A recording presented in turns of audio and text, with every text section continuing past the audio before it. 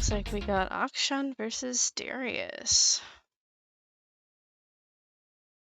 So just can't hear Poro's stream at all.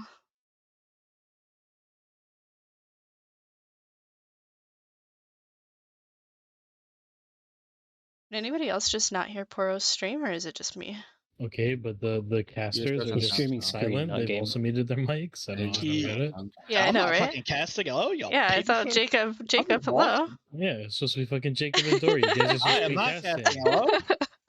Oh, I thought. Wait, bro. Yeah, little bro, I thought you were casting. All right, ladies and gentlemen, we have Poro Mass and. All right, means up. We're getting Darius. You guys can call me in if you guys need like any. I'm not quite like, sure what else here, but I'm pretty sure the Darius is going to be winning the matchup. Oh, it's into Akshan. This is actually a classic top lane matchup in Diamond Plus, and I'm pretty sure Darius loses the matchup, but we're gonna see what happens up here next. Zeph, what do you think this Cran Consumer OG has up his sleeve?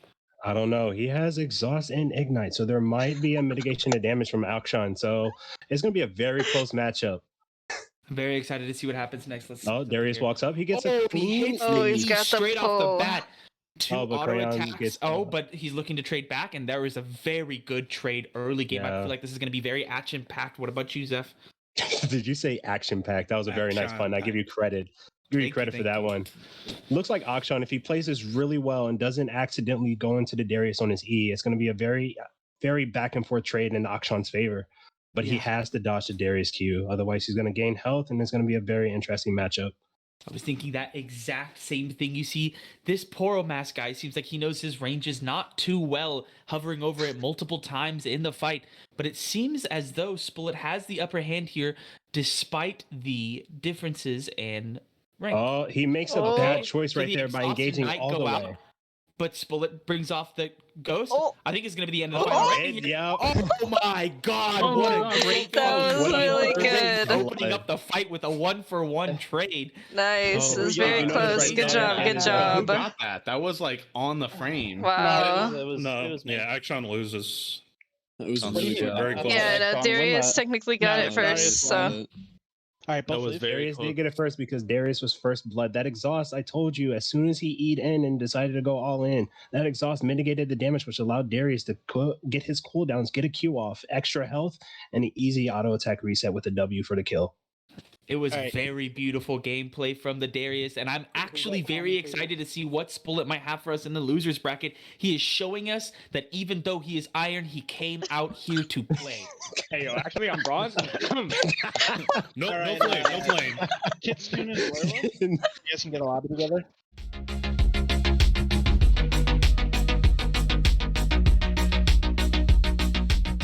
I think Blur. All right, so T-minus 10 seconds. I want you to start this game so we can get the ball rolling, and we're not here for an extended period of time. So all audience members, please go ahead and mute yourselves, and players, go ahead and deafen yourselves as we get this match started. Well said, Zeph. I'm really excited to see how this matchup plays out. Like I said, the Austin being in the duelist position, and oh my gosh, it's Mundo versus Vladimir. I'm pretty sure Vladimir has the upper hand here in the early game, but Mundo has a very high amount of sustain combated by Vladimir's healing. Let's see if Mundo can stay alive pre-6. I want to see Vlad get 100 CS. Really excited to see the way this game plays out.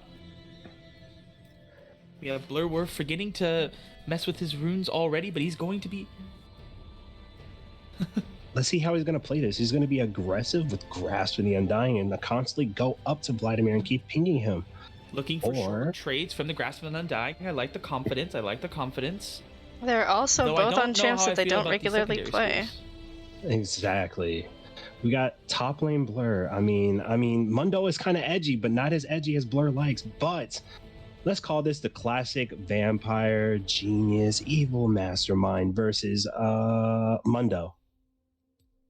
Little nervous about the rune page. Okay, and he switched out the magic resist. He's going for Triumph, so maybe he's looking for a situation where he doesn't have to. It looks like Panic grabbed his runes, his summoner spells. Maybe just a little bit. No. I think it's going to be a power move with the exhaust. Okay. Letting Austin know that he's not afraid of you going in on him because he will always have the ability to slow you down. I really like the confidence coming out here from BlurrWolf against the Vladimir Austin pick. Oh, Austin does make a power move with the electrocute, though. Looks like he's going to be going for constant trades and keeping his health up with that Q. How is Blur going to handle this? He's going to go with flat health. He's going to go with health regen, or is he going to bust out some boots? Vladimir was showing up with the Hextech alternator looking for some early poke. He took electrocute, so maybe he might be going for some multiple short trades trying to poke down the early game Mundo. As we know, Mundo has a weaker early game than a late game, so I'm going to expect the Vladimir to be looking for a lot of trades early on in the game. Thank you very much from the Vladimir point of view, and I will give the Mundo point of view. Mundo is doing a quite interesting strat by humping this tower, and it's a power move. They want to feed the Poro. They want to feed the Poro. Will this be yes. Seems as though Austin's one step ahead of the game, feeding his Poro on his side. There's a lot of tension between these two laners. Let's see how this one plays out. Walking up for the trade. A solid Q. Oh, and Blur already starts off with the trade, but gets traded back due to no looking for an auto attack. Looks but like now he has Grasp up. He could be looking for something important here. Will this be a farming lane, or will people try to do something? Austin missing that sidestep. That sidestep is going to be crucial because Mundo gains health back based upon hitting that Q on minions or a champion. It seems as though Blur is hitting a lot of these recently. Okay, a small trade goes out. Power move. Oh, and I think with Grasp, Blur comes out on top just a little bit. He does come out on top. Austin did hit that W, and he was going to engage, but that should be more of a safety measure, especially against Mundo. Blur hits an early level 5 level advantage, and he's going to abuse it slowly but surely.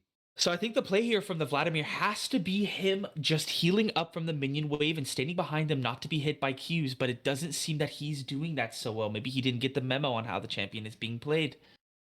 I don't know. It looks like a fat wave. Two waves? It looks like 2 waves. Looks like he's waves going to have a stacked on top CF of this. advantage. In the top lane, this would be an instant dive. You'd ping your jungler, but it's a good thing we're playing ARAM 1v1s because you don't have to worry about something like that. Look at that whipped Q. You got to get around the minion wave. That way you can go easy for that enemy champion. Still going for some safe poke. Oh, and he took a turret shot. The lead is... Okay, so they're trading back and forth. Blur in the turret. We are post 6. Ooh, this is gonna where be the rough. matchup gets interesting. Is he going to go for a dive? It does. Oh, he goes for a dive, and Austin with the clean on, and a cutie flashes, and it's game over. Oh my God! Big brain plays from Austin. Be doing that to the mid laner, Austin. Oh my God! Shit from the Good shit. I do know one thing that he baited the flash. Another interesting thing, this is turning out to be one of the best tournament 1v1s I have ever commentated for.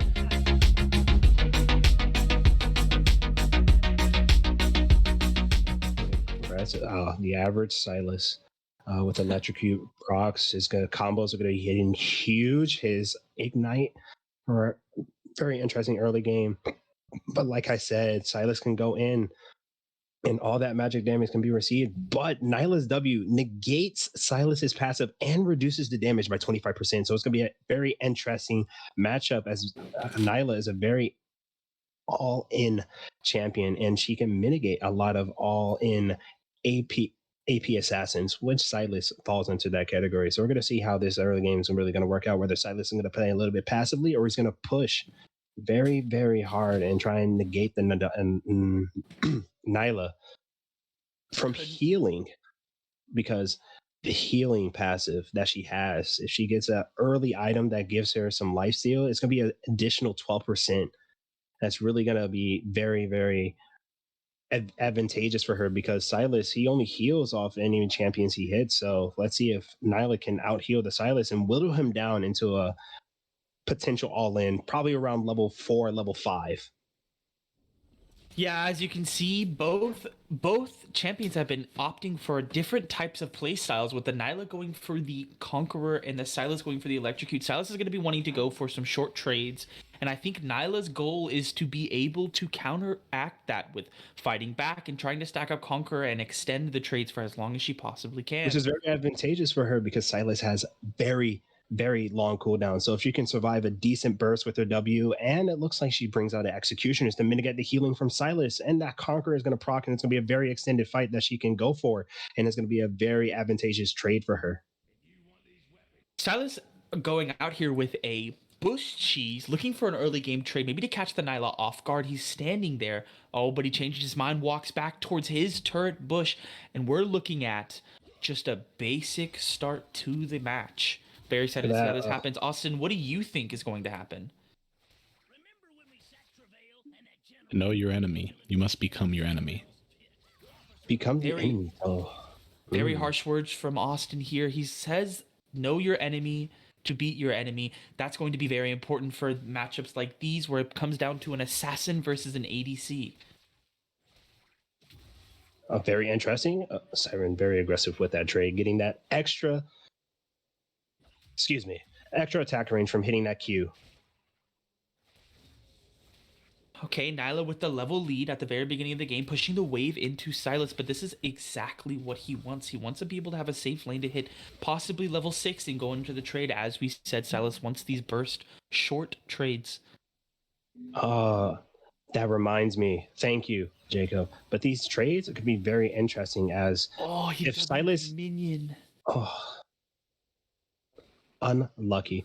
If Sylas steals Nyla's ult, that gives him some very extended interesting fight. It's gonna be an ignite, it's gonna be an E, it's gonna be going in, it's a flash. Oh, and then the flash passive auto. What a beautiful outplay from I really didn't expect that. I'm gonna be honest with you, Zeph. I feel like Nyla was at the losing hand, but with the Conqueror, he had the chance to trade back and maybe attack back. But shoving the wave gave Maverick the ability to level up to level 6 and possibly trade after the extent.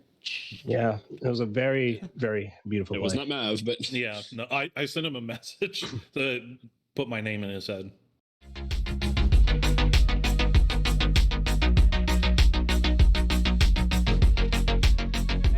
Down. I'm going to be having to pull in one other person. You're not a commentator down. You think I'm not here to save you? Welcome, Austin, to the stage. Austin, what do you think of this matchup? Kled versus Sejuani. Who do you think has the upper hand, and how do you think it's going to go? Well, the earlier this fight goes down, I think Sejuani is a little bit on the opposite, but Kled is trying to hit her with some feel. I don't know if this player knows how to play Kled very well, but if they do, I think Sejuani is gonna get real comfortable. She's gonna go for an all-in, and Kled's gonna hit her with some surprise. I could not agree more. Kled is a very well-known knowledge-based champion. He's got two different things and a courage meter after Scarl dies. So if Sejuani knows how to play around that and his W not to build up too much courage in the trades, I think Sejuani could get this in the bag. She does have the upper hand in my opinion, though I am not. Exhaust, Ignite, some spells is an ambitious play. We have Kled taking the Ignite flash last second. I don't know if that was a panic moment or he was just doing that last, but I'm very excited to see the confidence coming out here from Zeph. Well, it's much like Sun Tzu said, in the midst of chaos, there's also opportunity. I couldn't agree more, Austin. I couldn't agree more. Honestly, poetic. Shakespearean, in fact. Another Grasp of the Undying into Conqueror matchup. As we know, Kled is going to be wanting to go for extended trades, while Sejuani is going to be wanting to go for these short trades with the Conqueror. I think Sejuani might have the mobility to get it done. But Kled could, if Kled snags her with the hook, you know the hook. I think it might be bad news bears for Sejuani here. Bad news bears indeed. Bad news bears indeed. You have Kled instantly taking the teleport, maybe looking for a cheese, trying to get out there early game. As we know, Kled is going to be wanting to do this a little bit earlier than the tank Sejuani, because with levels, Sejuani will be getting stronger than Kled. His ultimate is not going to be very useful in the duel, besides a small amount of CC, due to the need of distance traveled for the ultimate to get shield or damage off. Mm-hmm. I think we may even see a level 6 Kled back off substantially. Yeah, that's really what I'm excited to see here. Both of these players are in a full health buy, by the way. No damage items, all health. Very interesting. Oh, is he baiting him? Is he baiting him? Oh, that's a good show of sportsmanship. I like to see it. Great sportsmanship coming from both sides of the board. I'm very excited to see this happening from the two players. Sejuani already chunking his own Q. Okay, and a small amount of Q comes out, and Clyde comes out. I don't know if he's getting a lot of value out of the Conqueror with doing something like that. Maybe you should go something like PTA or Grasp with things like that. I definitely think with these lower level fights that PTA is probably a stronger room to take right now. Interesting. Fighting. We had a little bit of static noise there from Exotic. We're just going to give him a quick little server mute until the game is over, and then we'll see where he is at there. But as we're back in the game, Kled seems to be winning this trade back and forth a little bit over the edge, but not too much to say it's still such a close game.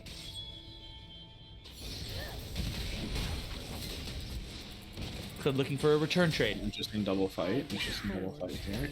Ah, and he misses the Iron Spike whip. That's 100 damage that he just misses out on.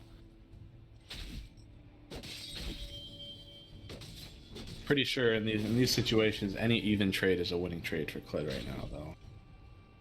That does sound correct. Not a Kled main, unlike I'm not a top lane player. I don't know much about Kled. I just know that he's allegedly racist. All allegations, of course. A lot of minions about to crash here, but I think Kled having the Sejuani under turret, maybe looking for a trade here. Ooh, Sejuani hits 6. I think this is at the point. This is one of the situations where Kled could be tricky, though. Yes.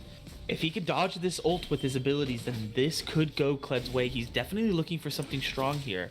Kled has a CS lead by only 1. Nothing crazy. However, Sejuani is doing exactly what she wants to do. And a turret shot coming out, hitting the Kled. 2 turret shots. This is very bad for Kled. Just like that, the winning trade turned into a losing trade. You know, it's much like Sun Tzu said, a wise warrior avoids the battle. And he did not avoid that battle.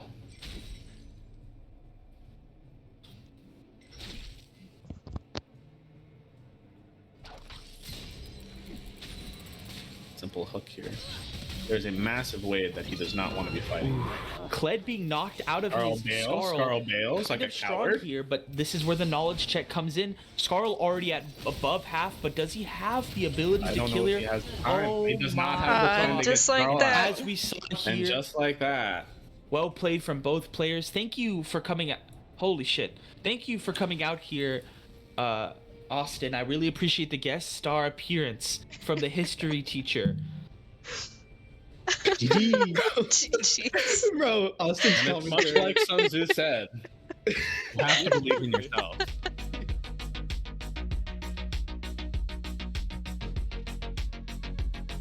We're not doing our game right now, we're doing it after. Yeah, we're just gonna rush him up to the front so that he can go deal with his thing and we don't have to wait on him in like 20 minutes. Oh, okay.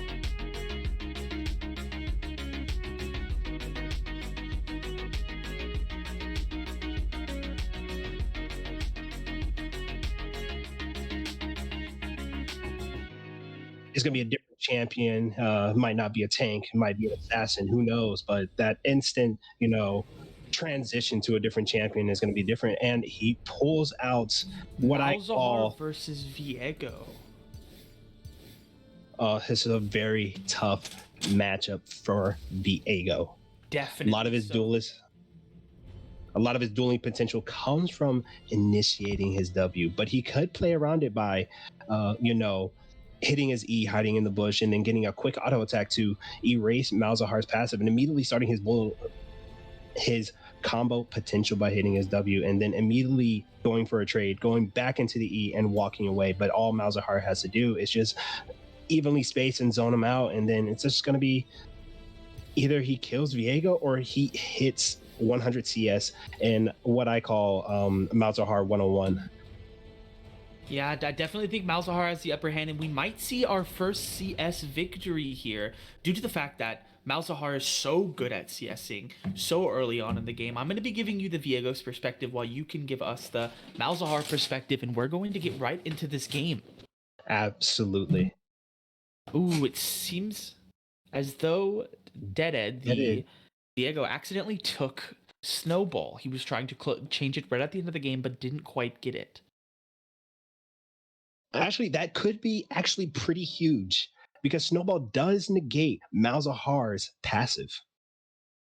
I didn't think about that. That's actually a very interesting concept behind how to be playing around Malzahar passive. That's going to be very difficult to be getting in as the Viego, but if he can get that pre-6 and maybe go in, if he has that level advantage, then we could see something interesting coming out here from the Viego. He has the outplay potential.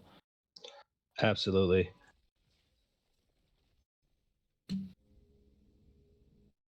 Looks like Viego is doing an interesting strat of waiting for extra gold.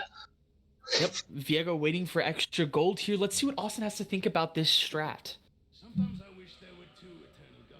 An ambitious play. And I think Viego may have read up on his art of war, because that snowball looks like an excellent chance for him to be show his supreme excellence, breaking the enemy's resistances without fighting. Ah, the good old GGs from Deaded. Oh. I think we might be having a technical difficulty here. It might be a technical difficulty, or Deaded might be actually deaded. I don't know if we took that as a toxic moment here, but I'm gonna have to be asking the guys upstairs to see what they think.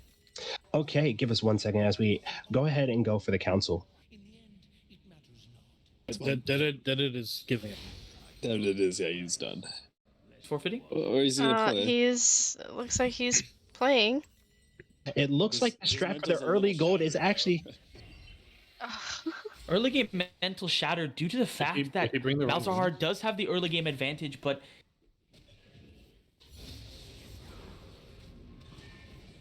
oh no, that's for after the game, buddy. Unfortunate that both players have to stay because that is a very easy setting to change. Yeah, he might have put the setting in the, or he might have put some spells in the wrong ones.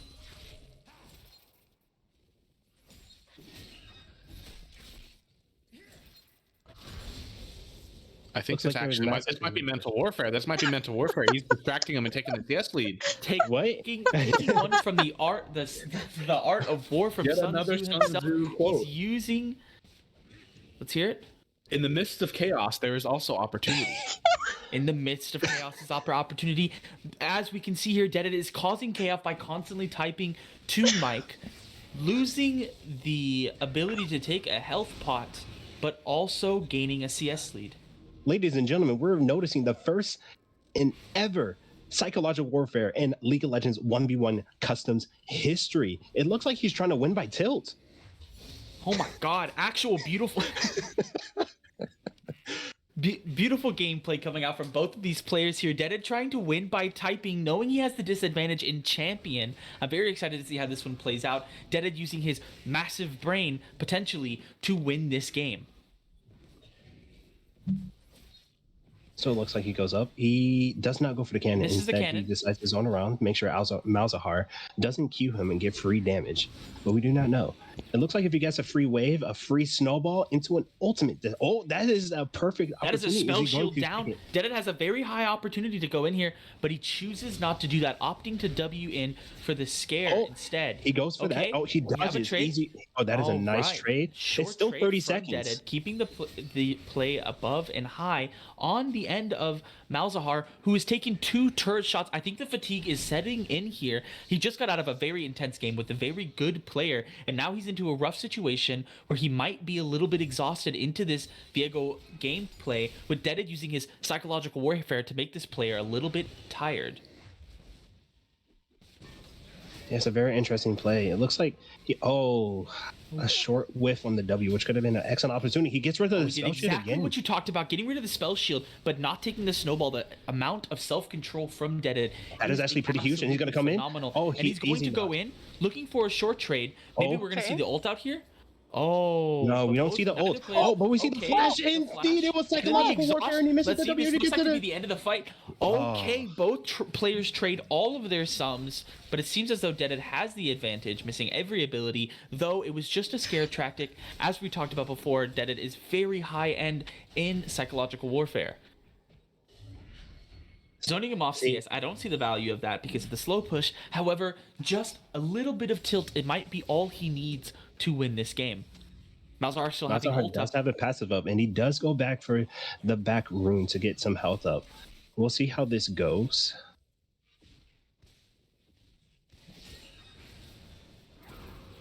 Let's see if Malzahar can pick up this wave. Very easy for Malzahar, but it could be easily disadvantaged if he does not know what he's doing. Coming from Diamond players, I heard that mental warfare and lower elo is very important, so I think that maybe with Mike's confidence potentially shattered by these early game trade and the sums burn, that Diego might have the upper hand now. He does have a CS advantage by 8. That is a whole wave in 2 minions. Shield broken. Just like I said, he goes into the Shroud, comes out, get a Q, proc that passive, pop it, and now that's another 30 seconds. It looks like it's about 24 more seconds before that passive pops up. Does Malzahar step up? Malzahar does step up. Bush cheese. Let's see what we have going here for us. Oh, we get the ult just. He's getting hit by the minions. That is an easy game. This looks like to be the end of it, but both players back out. Deaded opting in to take the HP. Oh, he does, and he does have an advantage, and he gets the Q, the W, and it takes Malzahar, and he oh my god, there it is. Fair is based on deception. There it is. See, the biggest psychological play of the entire game is that earlier he said he did not have flash, but in the middle of the first trade that gets Malzahar low, he does flash. So that was psychological warfare is based on deception.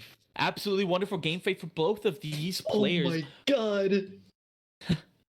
Someone from the stand saying, "Oh my god, his mind is entire time." I'm very excited to see how this tournament plays out with these amazing games so far.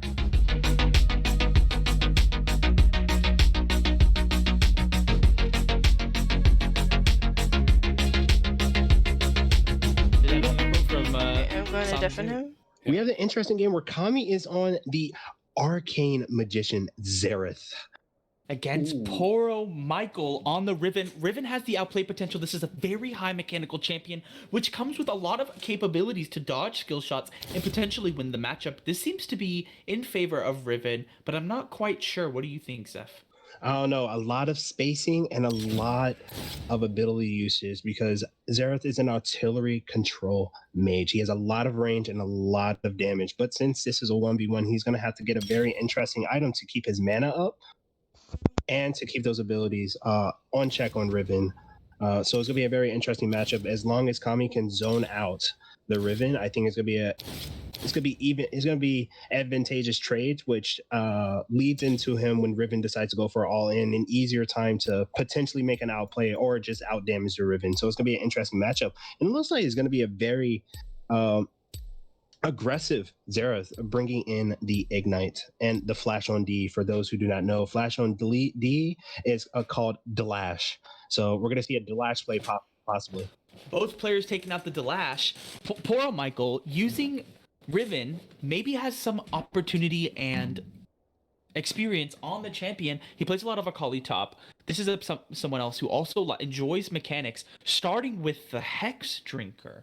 This is an interesting play from Michael, knowing that there's going to be a lot of AP damage coming in from the opposite end of the field. He's taking Hex Drinker to mitigate maybe a potential amount of that. Okay, it looks like Xerath is walking up. He's going to be very aggressive initial positioning. He's going to be near the middle of the lane, but he does not see Riven. He does a 360 no-scope when he goes into the bush, and he actually gets caught out by the Riven. Trade from the Riven. She's already winning the matchup. It seems as though this Hex Drinker is really putting in a lot of work. He only took 40 damage from that W. Yeah, while Xerath over here taking at least 231 damage from the Riven combo. Third Q looks like a W and then Electrocute proc. So that is a lot of damage coming from the Xerath, and it's going to be very interesting how he's going to position himself from now on, as he does not see the Riven. So his Riven back in the bush. He comes back out and he does the third Q, but he does get stunned and take up. He misses the Q and the W. So I would say very aggressive play, but he does come out pretty even as he gets away unscathed.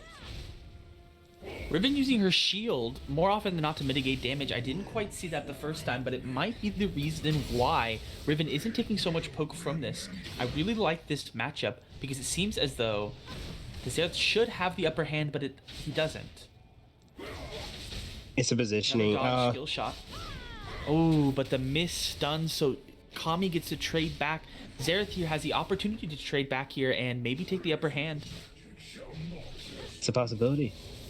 Positioning is, I would say, in Xerath's favor as he's near his tower, but the potential Riven Dive is going to be very huge. And he dodges the E, and he goes back in. Dodges. No skill shots have been landed by the Xerath.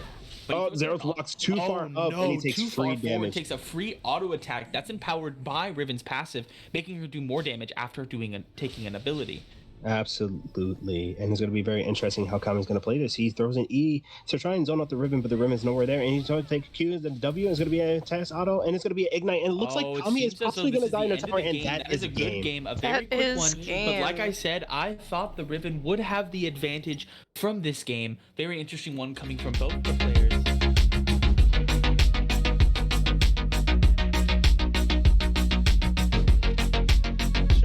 Wolf side.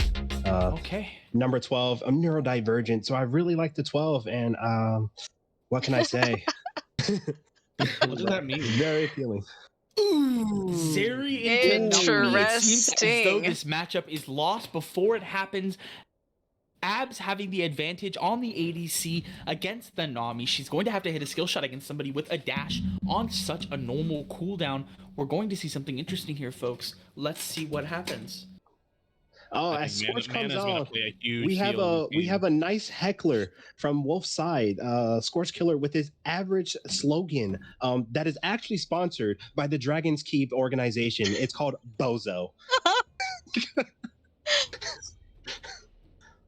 20% code off. Type in Drogavine at checkout at dk.com for your free Bozo. Your free Bozo t-shirt. We also have coffee mugs and koozies.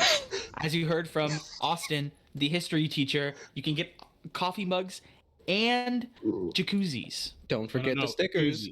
Koozies. I do have to say, as a Nami main, I do appreciate the prestige Space Groove Nami skin and taking Electrocute. She's gonna have to do some really big brain shit in order to win this this match. So I'm really excited to see how this goes. This is our first support champion in the 1v1 so far. It's gonna be a very interesting match. Summoner's Rift. In this Summoner's Rift. No! This is an ambitious swap. I'm gonna have to talk to the men upstairs to see if this The art of deception is strong with this one. No. Before you do that, Jacob, according to rule number 13, subsection B. Go to commercial break. So according to rule 13, subsection B, what happens here is that we memorize the champions, we memorize the runes, we go ahead and we start a new lobby, blind pick, and we choose the same champions, and we execute the game that way on a different map. Yep. You can't play on Summoner's Rift, Unfortunately, mistakes happen, but I'm very excited to see how this one plays out. It was very unfortunate that we're going to have to wait. Sorry, folks, for this. We're going to have to take you to an ad break here by Austin himself. But no. Essentially promoting Bozo brand Art of War Sun Tzu books. Before we go into that ad break, I would like to say that there are stickers on sale. There's a $2 for $5 offer. So as you can see, we have a heckler on stage. I have no idea who this man is, but we do not have a 2 for 5 offer. Do not believe this man, and do not try and lawsuit us for false advertising. Do not try to buy any popcorn. Get your popcorn. Someone get this guy out of here. We have a very strict food rule. It can mess with. Hey, you want some popcorn? Cold beer, hot dog. Oh, why are the stands filled with nachos? Anybody want some nachos? He's a schizo. Ladies and gentlemen, please stand by as we try to get rid of the stands. Oh my God, is that a naked person running across the field? Hold on a second. Austin is running across the field, and he's butt naked right now, and the staff cannot catch up to him. What happened to him? What is that in his hand? What is that? He's carrying a ward. You can see everything. Never used. Alright, oh shit. No, wait, guys, no. I forgot. You guys gotta pick the same chimps. One second. That would be blind pick. Subsection B, in case. Blind pick. I'm so sorry. Yeah. One of the hosts, Drogavine, messing up yet again, having to invite for a third thing. This is in the Summoner's Rift. She's also messed up a third time for this one. No. Oh my God. I can't. Yeah, Rule 13, subsection B says is that in case of a missed map, we're going to go ahead and choose the different map, but we're going to go ahead and choose the same champion, same room, so we don't actually have an RNG mishap. Third time's a charm. Somebody else. Third time's a charm. From the owner of Howling the server, Abyss, messing up multiple times. pick. She's never played League of Legends before. I once heard a story that she didn't know that you could pop the eyeball at level 80 from a player well known as NPC. Hey, don't start shit talking me now. I don't know why a Minecraft OTP is commentating on a League game, so we're gonna go ahead and they are going to be choosing the same Nami champs. and Zeri.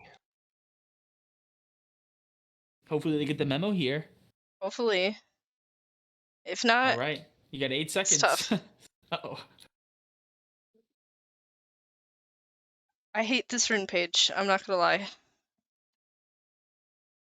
I won for the classics, we have the Nami OTP making a comment. We have professional and 2-time loser in Masters Customs, Drogavine, talking on the Nami gameplay. Drog, what is your take on the Nami? I'm very glad that you asked, because I did commentate that she brought Electrocute the first game, and now she has Dark Harvest. So, a little interested in that, but I think we're just gonna roll with it. Looks like the dueling potential from the Nami. I think she kind of just shot herself in the foot. It looks as though there's an instant disqualification from Abs here. He took Guardian's Hammer, which is against the rules, due to him not reading the rules. Indeed. Game over. Unfortunate situation coming from the There's Abs. no way to redo it again. Oh, unfortunate for Abs. I've repeated it like 3 I was really times. excited for this matchup. We had a guest star surprise appearance from Scorched Killer talking about the matchup as an ADC main on what would happen if this one were to play out. I don't think he's understanding the rules here. He doesn't got a FF. He already did. All right, so WolfSilverMoon wins this game. WolfSilverMoon wins by disqualification. I knew the Nami was coming. Unfortunate situation from YEZIR Abs. It turns out it was a true brain cell diff. There was no rules. Yes, there was. I've directed you to it 3 times. They're in the rules. No one told me this though. If you look in the bulletin, this is very important for if you are in the Dragon's Keep. There are announcements every once in a while, and during this one, there were rules placed that are no questions asked forfeit situations where you cannot take any of the Guardian's items, and when someone does, they are forced to forfeit. We'll see you in losers bracket. Yes, sir. Unfortunate. Wait, what? I also posted it in the Tourney chat, so... You said it 3 different times. 2 times in the Tourney, 1 in the announcement.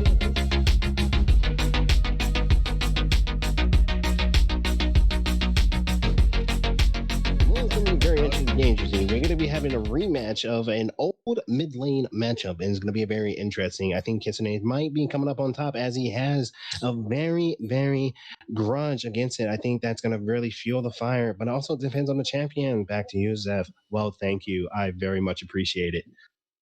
As we create this lobby. Interesting. Big Yorick. You'll love to see it. So it looks like we got a Yorick and a Braum. Versus Braum. So this is very corn dogs for $1. So this is a very interesting matchup. Don't you think so, Zandra, Sinbad? Well, it's going to be a very interesting matchup. See, what's going to happen is I think that Braum is going to come out with an attack speed, and he's going to abuse that passive against Yorick because pre-6, I think he's going to try to end the game before Yorick gets that maiden. And let's just say Braum is maidenless, and we all know how that goes on in Elden Ring. You're right. I think it's going to be very... It'll be a very interesting matchup.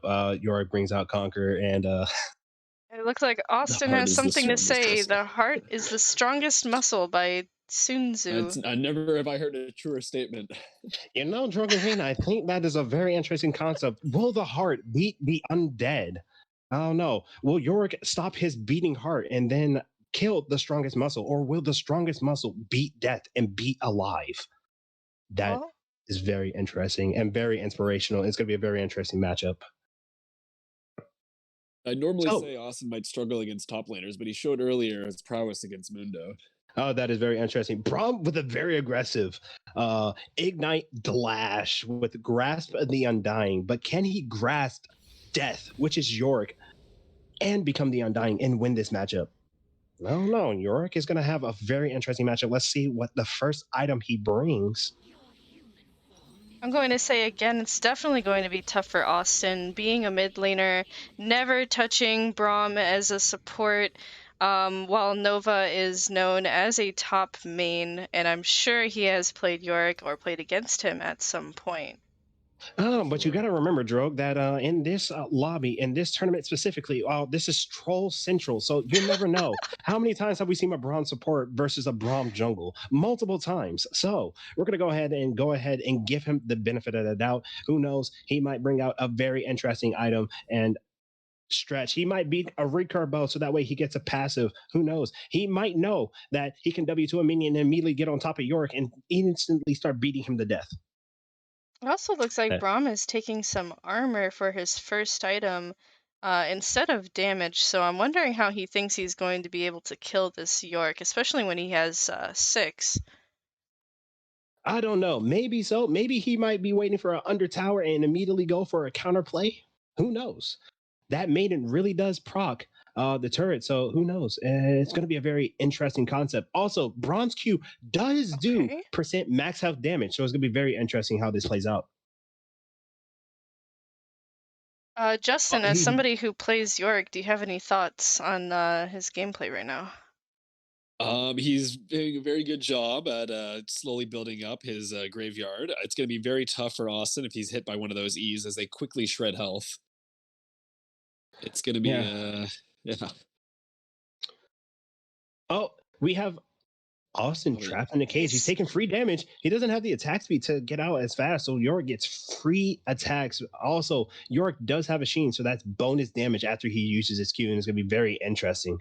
How this is going to play out? Is he going to let him go on the tower and go for an outplay by stunning him on the tower and getting some free tower damage? We never know, so we're going to see how this goes on. Austin is doing a very good job at dodging those E's. That'll be crucial in winning this match. Yeah. That's like 200-300 damage that he's dodging automatically, because like that's 3 or 4. Oh, he does take one. He doesn't use the E to mitigate the damage, but he's gonna go ahead and take that damage. As it looks like it's gonna be about 100 damage taken. Oh, and maiden comes out. Boys, ladies, and gentlemen, we do have Elden Ring on the board. He is not maidenless. Let's see if he can win.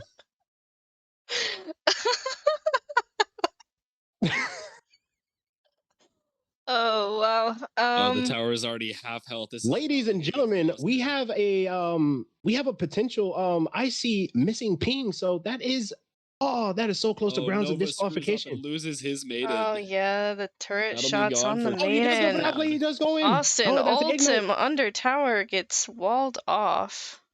He does take that free damage, so it's going to be very interesting.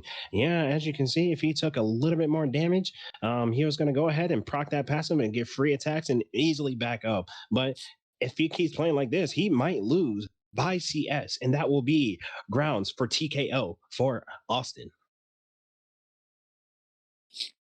It'd also be looking like a first tower win for the Yorick with how low it is right now. Do we know if Yorick has the tower destruction? It looks like he doesn't, because immediately when he walked into the tower, I did not see those gemstones. So we're gonna go ahead. Early win con for him. It honestly could have been winning the game at that moment. So it looks like in about 100 seconds, if this doesn't go wishy-washy and the wave doesn't crash, it looks like he's going to win by turret. But Austin immediately goes on the advantage. He knows his tower is gone, so he's going to go ahead and attack Yorick and get some free damage in, but he loses the trade. Now, does Austin go ahead and take advantage of that minion over there, W, and pounce on Yorick and get those free dash? What is he? Oh, look at that. As you can see, that Q did a lot more damage than his autos because it does % health damage. So we're going to see if Austin can take advantage of that, as Yorick doesn't have any defenses. He has a Sheen, pure attack damage, but we're going to see if Braun can out-tank the damage by hitting those Qs and getting those % max health damage procs. I was really hoping to see a lethality build on this Yorick, but unfortunately, it seems he's leaned more towards Sheen. Oh, percent max out Austin's damage. getting a Does little bit Austin go ahead? impatient going in. I wouldn't call He's it walled impatience. the wrong way. I wouldn't call it impatience because he does have Warden's Mail, which does mitigate the damage, and he does get that percent damage proc on his Q. It's true. The trades are looking pretty fair. But the way things are going in 30 seconds, it might be first tower. It depends on how Austin plays the game. But interesting enough, he might have his ult before Maiden comes out, and he can go for an all-in kill. I think Yorick is going to take both of the healing. He needs the mana to sustain the Maiden. Yeah, we're going to see how this goes in 10 seconds. This could be the match, according to first tower rules. And we're going to go ahead and see as looks like Austin look like for his own. Look at that damage. Does Austin go all in? As he, when he's going to summon Maiden? That's the real question. Does he go all aggressive and go for the Maiden, or he waits for the all in? Looks like he has a level 10 advantage. That's actually pretty huge. Oh, he goes in. He gets the ignite. Does he hit the Q? Does he get the stun? Oh, he does. Percent max health damage for Barcode. Does he hit the Q? Does he hit the Q? And that is game from Austin. From the Braum versus the Yorick. Absolutely beautiful gameplay coming out here from the Austin. What the fuck does Braum do? From both the Yorick and the Austin, both played very well. I didn't realize his Q was a projectile for like 5 minutes. Dude, that's so. Let me go ahead and break this down for you. See, what Austin doesn't realize is that his Q does percent health damage. So that was a lot of damage. When as soon as he started hitting those, he immediately got into favorable trades when Yorick didn't hit his E's. So favorable trades, and then for the all in with the ults, even if Maiden comes up, looks like his Elden Ring buff doesn't come into play, and he goes ahead and get that percent health damage. Looks like up next we got Barcode and Justinscake. So that was a very interesting play. For me, buddy, I'll see you in the finals. I'll see you in the losers. Oh, I'm going to be in losers bracket. Let's go, Justin!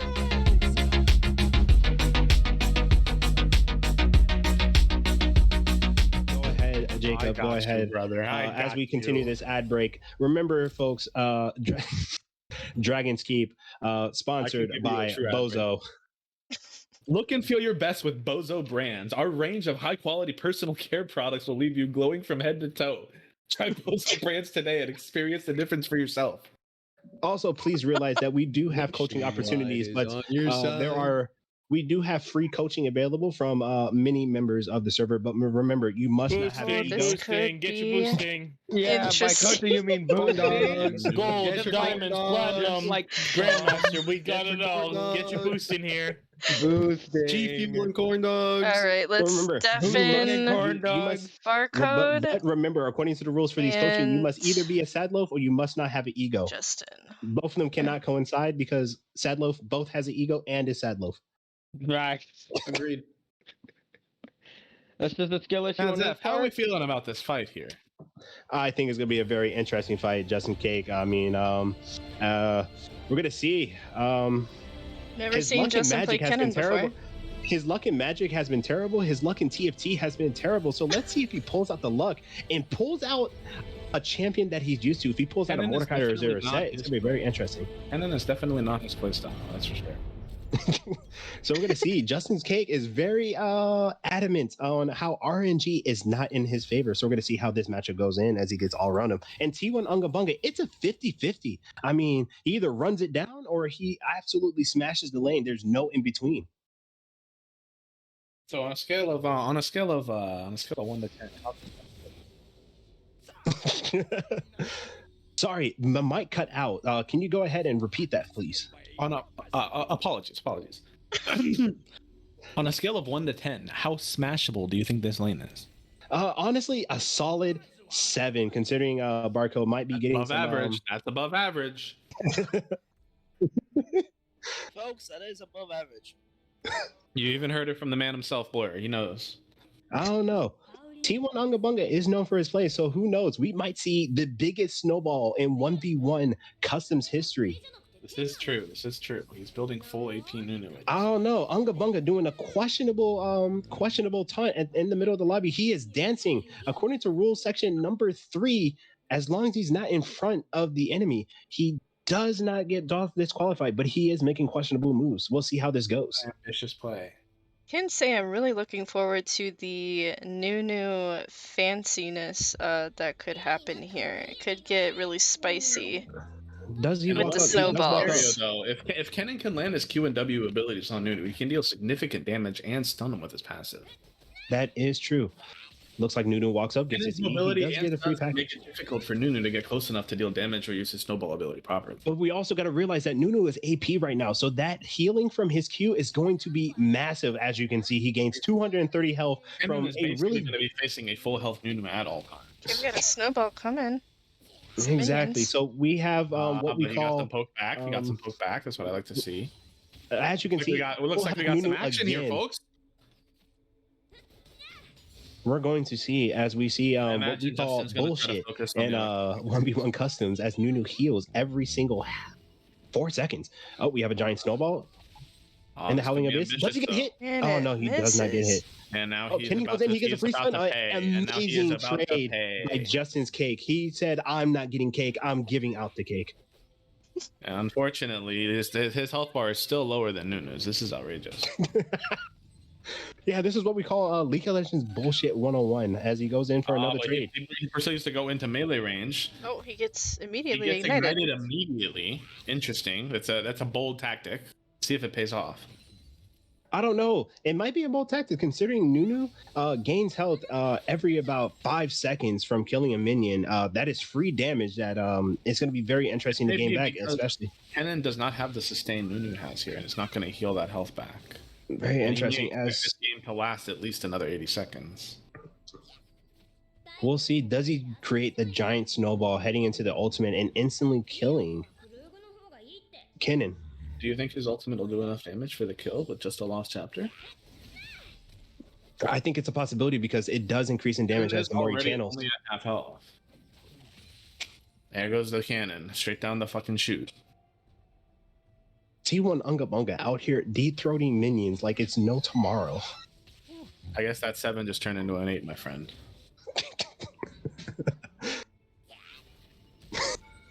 Ambitious. He takes a tower shot for his misdoings.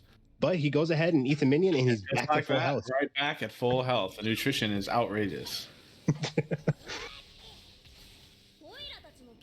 He's getting impatient, though. He's getting impatient. He's playing right into Justin's hands. I see he caught himself, though. He realized what he was doing. It's really hard for him to get these big snowballs while he's so pushed under their turret. I don't know. He could go around his own turret, go in a giant circle, build the snowball, and come down lane. He could pull a, whatever the fuck that TikTok guy's name is. You know the dude? All T1 has to do. He has to back up, go to his turret, hit W, go in a giant circle. Reading your mind. I think he is reading your mind as you're saying it. He's coming, but he's really not that fast yet. He does not have any speed. He misses it. And he absolutely eats it. I don't know. He goes back and he gets a giant snowball, but coming out of vision, I think he could go back to the turret, circle it around once or twice, and then come out of the bush, hitting Justin straight into the face, doing massive damage, and then as this time goes on, this lost chapter is going to be giving him less and less mana. I also don't know about that emote. I don't know about the rules, but that was a very interesting strat.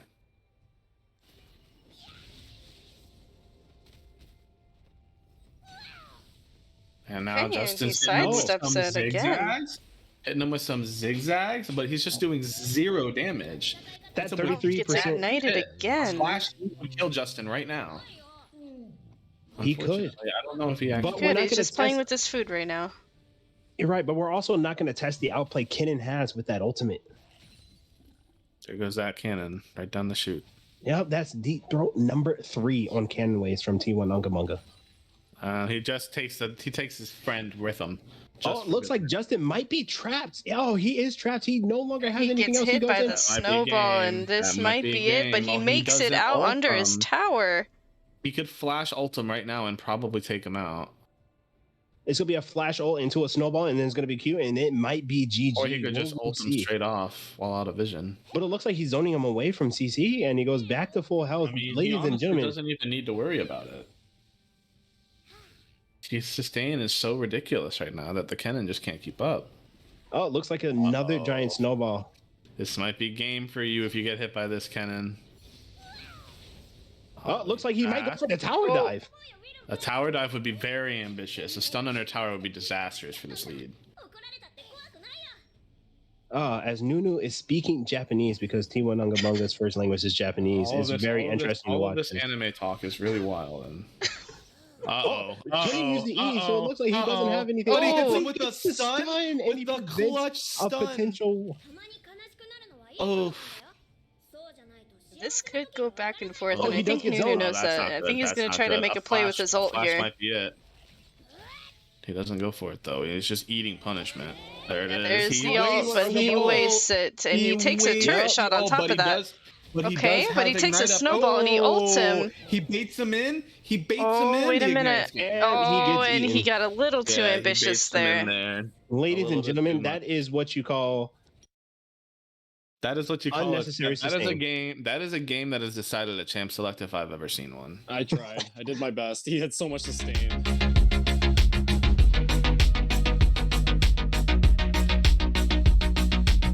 It looks like Blur, another weird executive, goes ahead and starts the ban vote, and he has one vote for himself. We're going to see how this goes. This is an interesting matchup. We have one thumbs down. Okay. Now, I have to bring the obvious into here, Zeph. As a fellow black man, how do you feel about this matchup? All right, we're just gonna skip over that question. I think the fans want to know. I don't think we have any fans. Mr. Stan, we actually got a call, Zeph. This person was asking you out on the date. How do you plead? You know, I feel. What does that have to do with this? Interesting enough, we have the first ever African American matchup on the 1v1 customs. We have Kitsune Bon, otherwise known as Kitsante, and Senna, the girl from the dead. The dead? Is that true? When man, I like this. Ladies and gentlemen, it looks like the council themselves are having an interesting conversation as one of the hosts has betted on one of the competing people who might get banned for Get Unga Bunga. So it's going to be very interesting how that a very interesting strat. That fraternization goes through. Who added me? The council has forgotten I'm worth 10 votes. Blur gets kicked out I from don't the remember council. you being part of the council. As for the Get Unga Bunga, that is the first warning. If you do it again, you're disqualified. Hey. If it's disqualifiable, I think it's disqualifiable regardless. I don't think there's any warnings in that. I think we did. Even I mean, the rules who lost this, man. I think we did say that you do get a warning.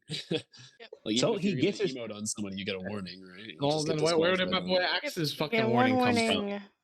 Where did my boy Axe's warning come? That was for picking the wrong item. That would cause us to restart the that entire is match. just That's not a the warning. exact same thing. It's also in the rules.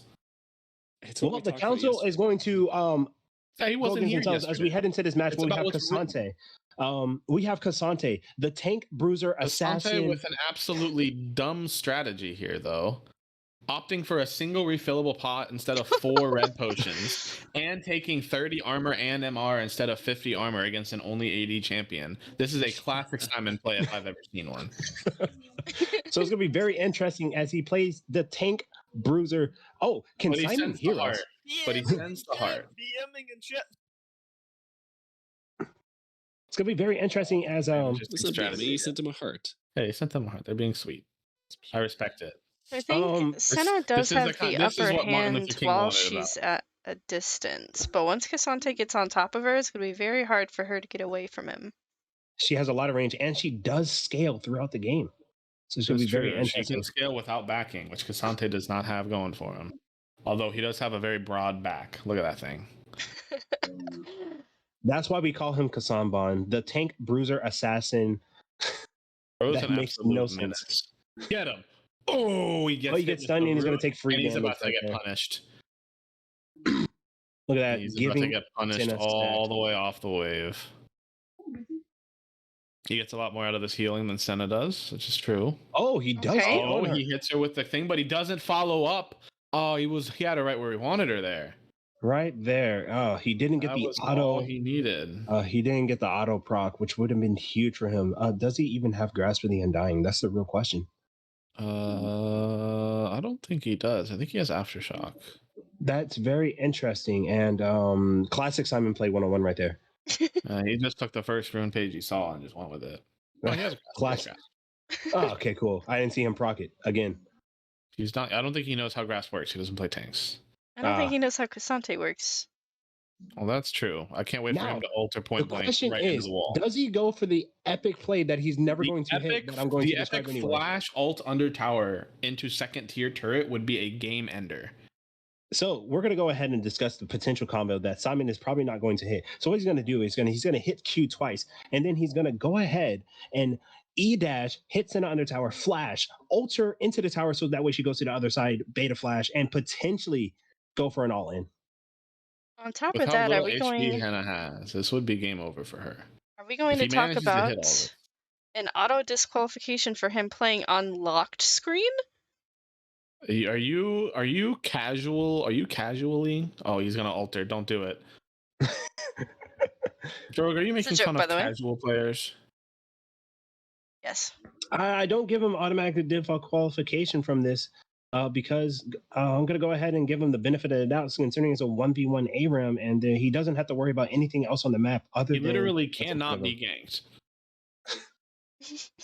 I know. Although he is hitting some of these cues like he's anticipating a Shaco gank at any moment. Okay.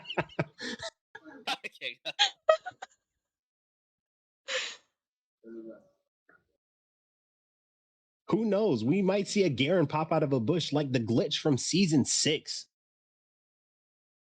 Where Garen just popped up out of nowhere, even though he wasn't in the game and he misses a Q. So it's gonna be very interesting. Senna right here chilling as she gets. If he can't hit these Qs on the minions, how is he expecting to hit them on a ranged champion, brother? Ladies and gentlemen, it looks like it's gonna be a very interesting and potentially boring matchup because Flash Q would have been massive there. It would have been honestly, it would have been worth. Senna has the sustain, she has the range, she has the damage, and Kitsune. But you know what Senna does not have? She doesn't have the mind of an Iron player. And this is where true battles are won. They're won in the trenches. True Iron players don't need the cannons. They don't need the cannons. He's not spending his money. And he ain't winning this game on CS. And he ain't winning this game on CS. He knows that. But does he go for his moment? He's winning this game right here. Bored. He's going for it. Does he go for it? He's doing it. He's spamming. He's smashing buttons. He ults. He gets under the same health. He's at his most powerful, and he walks away. But he turns it around. Oh, that would. He doesn't turn it around. If he hits her with that Q there, that might have been it. Yeah, he still has his ignite, but she does not. She ignited him. And Senna still has the sustain. He's also all out. Okay, he ends his all out. He's back to his full form. Yeah, but he does lose half of his health automatically. I can't help but wonder how much different this game would be with 20 more armor and more potions. He would have a solid 200 health more. Possibly 300. That's not even counting the reduced damage from the armor. That's just the health alone. But he's playing for the long game. I respect it. Playing for the long game, but the long game only leads up to 100 CS. But it looks like in about 4 minutes, it's possible. 4 or 5 minutes is going to be winning by CS. That was a locked screen diff. I hope you guys saw that. I did. I didn't see it. He threw something into the bush when he saw Senna mid lane. I mean, Droga is on some solid drugs because we are in Howling Abyss and not in Summoner's Rift, so there is no mid lane. This is quite literally mid lane. This is indeed the mid lane. She's not wrong. This is mid lane. This could be the top lane, but straightened out. You never know. I'm going to attest by what I said. Okay. He's going in. And she gets away. He gives up again. He has the Q charge. He could knock her back, and he refuses to do it. She's just full sending it in the autos. These autos ain't doing jack shit. She is running really low on mana. They'd be doing even less jack shit if he just took extra armor. It might If he have took even been worth Bramble, to get if he full took boots. Bramble, it would have been an interesting game. Honestly, it may have even been worth taking full plated steel caps into this matchup. You could have ran her down. But instead, he's getting run down as another Sinister hits him, and he W's the wrong way. But he does get that use shield up and gets He gets away. to pop the shield up right when he stops taking damage. Let's go. Lots of interesting plays here. He has enough money for him to get his Jack show, which is what he really wants. Unfortunately, he didn't read the memo. He's also not letting the minions crash, which is just keeping the wave frozen here. Maybe that's his plan, but he's not taking advantage of the long to lane. fight in this minion wave? I guess not. Oh, the minions don't do any damage to him. One of them is gonna get bored eventually. I'd like to know how much CS Senna I have a has. feeling who. If you look top left, next time you hit her, it shows she's at like 70 something.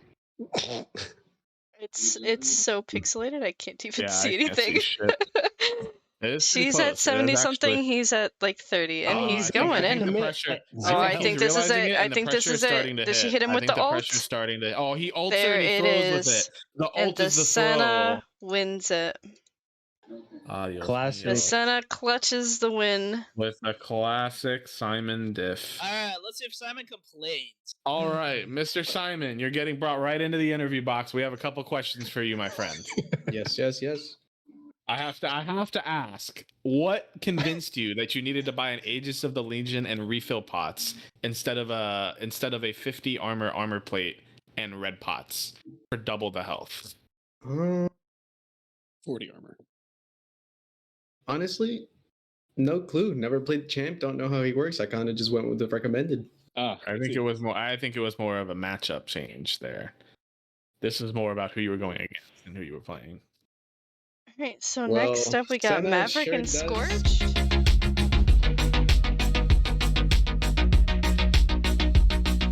Through the third round, we're going to go ahead and test the waters with the first two matches as we see who they are and see how long they last. And then we're going to go ahead and go forth. Oh god, I gotta face Barcode next. What the fuck? Well, it's been a good run. So like This is an interesting strategy here. Interesting matchup. What do you think? Ladies and gentlemen, we have Gragas and Ash. It's a very interesting predicament that's going to be going on. Do you think he goes AP Gragas here? More than likely. Scorch deciding to flex on his skin ownership? Nothing but half naked blonde chicks, I see.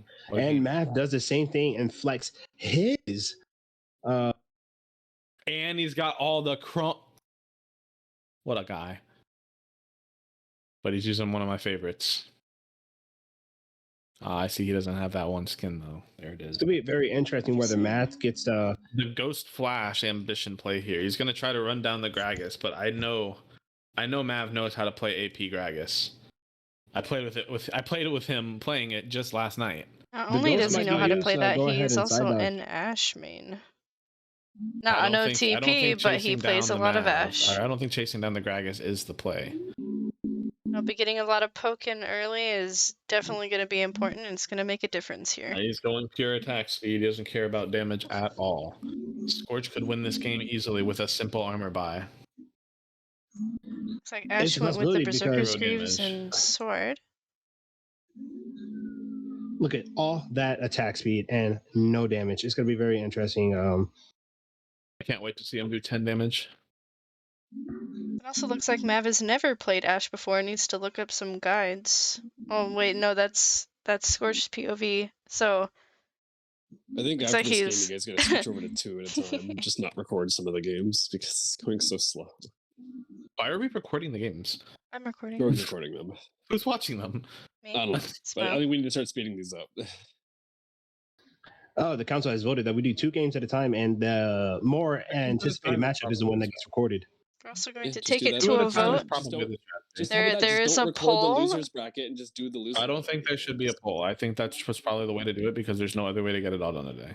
Yeah, just don't do the don't record the losers bracket and just keep recording the winner bracket games. We'll just speedrun the losers bracket games. It can be like a whole side arc. Okay, then we'll take a break after this to get that set up so somebody can watch them as well. Can I get a quick rules update? How are emotes treated? Don't use them in a way that's toxic. Scorched is an emote spammer, and I would love to see if his old habits come back to bite him in this game. Well, he'll get a warning if he does it, and if he does it again after that, it's the same thing with like Donkey. Just don't do it. The question is, since they are in game, how are we going to convene There a is no warning? such thing as warnings. The game just ends. Ends in a no contest because of tilt. Nav definitely being able to take a lot of shots here and just refusing to hit him. He does have the range on him as well, and he's just not really using it. I think he's trying to crash this wave. Oh yeah, for sure. He's finally hitting him with a couple bonks.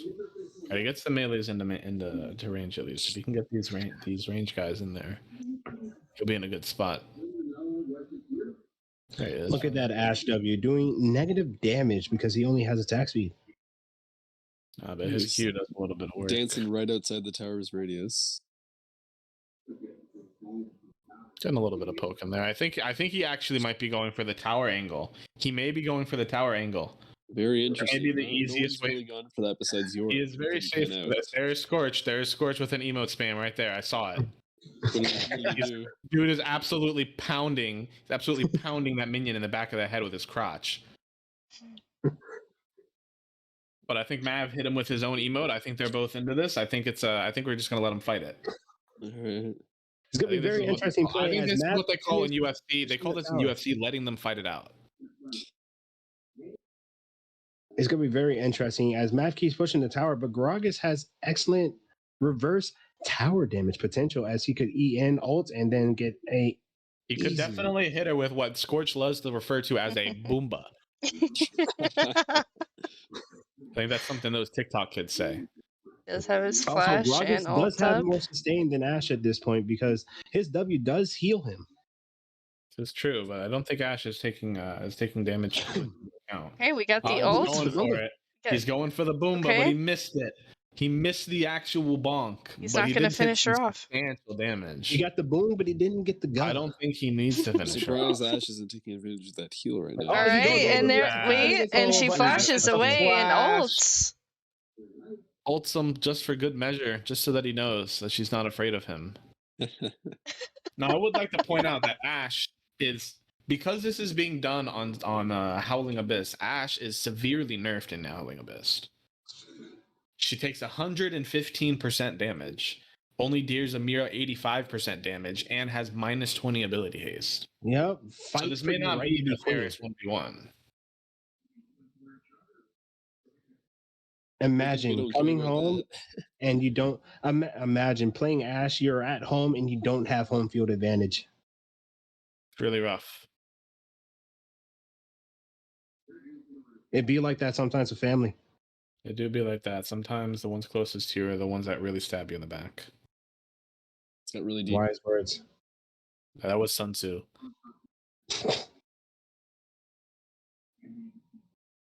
He doesn't have to eat to immediately try to go in and get some free auto attacks while keeping positioning and zoning range around the Gragas. So it's going to be very interesting. For her. She's going to be waiting for a ghost to come back up here. It's going to be coming up at the exact same time as your ult. Yep. She's going to need to stop spamming that W, though, because she's running out of mana. Oh, he gets the bunga? He gets the unga. No, he doesn't. He unga, but he misses the bunga. It happens to the best of us. He got the gu, but not the bong. Ash is CSing much better, though, right now. Oh, Ash is definitely winning the CS fight. From what I can tell. Who knows? Scorch might be going for the BM play here and letting Mav hit like 90 CS and then unga bunging him. He could be playing with his food. Mila does this all the time. Ash with a crisp 48 CS. That's 6 minutes. Gragas has 35. Yes, that snack looked delicious. Ladies and gentlemen, we just got news that someone in the Discord server is trying to reanimate Poro snacks to be consumed by humans. Like a Scooby snack? Yep. An ambitious play. Let's see if it works for them. This stun seems relatively worthless, honestly. But I respect I'm surprised Mav didn't save it for defense. Mav is actually, this is huge. This is huge. He's using the ghost to kite. Teaching Scorch a valuable lesson in kiting. Definitely putting the pressure on him by throwing his minions in the tower. He must eat flag. And he goes back to the tower angle. Looks like the tower is going to be hitting the hell out of this tower here. But he does have to watch for that possible Gragas R, which should be back up by now. Yeah, about either now or about 10 all it seconds. takes to lose. Without an ult up, he's defenseless. A single ult under tower would be game over for Ashe. But the reaction flash could be huge. That is true. Flash is back up. Gragas just needs to keep the wave cleared enough to keep it from being under tower. Now let's see if Mav actually picks up the motive and let Gragas push a little bit and then stack waves and then hit the wave again and then go for the tower advantage. That would be the ambitious play. Mav has about a 10 CS lead. Nice. Still close. He's keeping a good control of his mana too, which is nice. I'm not really sure how he's doing it, honestly. I don't know where this mana is coming from. Is this the same map that we all know? Hey guys, is this League of Legends? This is indeed League of Legends. You're watching the DK ARAM tournament. Please mute up him. Is this where Mav starts stacking the wave? Does he read? I think he might be playing on it. It does look that way. He can just hold this wave here. It doesn't look like he's going for that. He also hits that might be psychological move. The point blank bird just to show him he doesn't need it. Oh no, he might. I think he might be trying to bait in a gank. He might be trying to bait in a gank here. Garen coming out of the bush. Oh no, there's a fiddlesticks. And out of nowhere, a lot of minions right now. There he goes in the few. He's pushing, but he's not hitting. He is missing quite a lot. He goes for reaction. The reactionary ult may have saved him there. Because if he doesn't stun during that, he definitely gets wrecked. You know, people, that is what you call the fuck around find out graph. The only problem being that now Scorch has a pretty dominant wave here. If Mav can counteract this. I don't think he's next.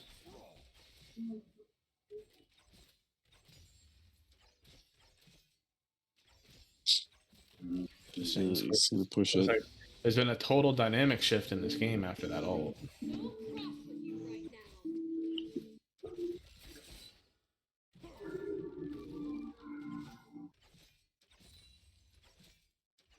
Mav is closing in on that 100 CS. He's got 68 so far. I feel like with the amount of CS he lost for a bit there, I feel like Scorch might have caught up. He is missing quite a few waves. It's 70 to 59 right now. Scorch is down 10. Scorch is going to need to step it up then. Oh, there he is. He goes with the flash. Throws out a Q. Double pick. Oh, is this it? Yeah, he's gonna turn time. Wow. No, he second guesses himself. He doesn't know the ult cooldown. Normally, now this might be. There he is with the Boomba. There it is. Didn't go for his second back. I think Scorch didn't go for. I think Scorch's ADC instincts kicked in there. He didn't go for that tower dive because normally an Ashe's ult would have been up by then. But because of the ARAM ability haste nerf in Ashe, her ult was not yet up. GG. Okay, so I think what you guys were saying earlier makes the most sense. We keep streaming the winners bracket one at a time, but the losers bracket we do two at a time. Yeah, just play them after this next game because we need Mon and Ethan to be decided for the losers bracket, and then we can continue the winners bracket and just get the losers bracket started. GG Mav.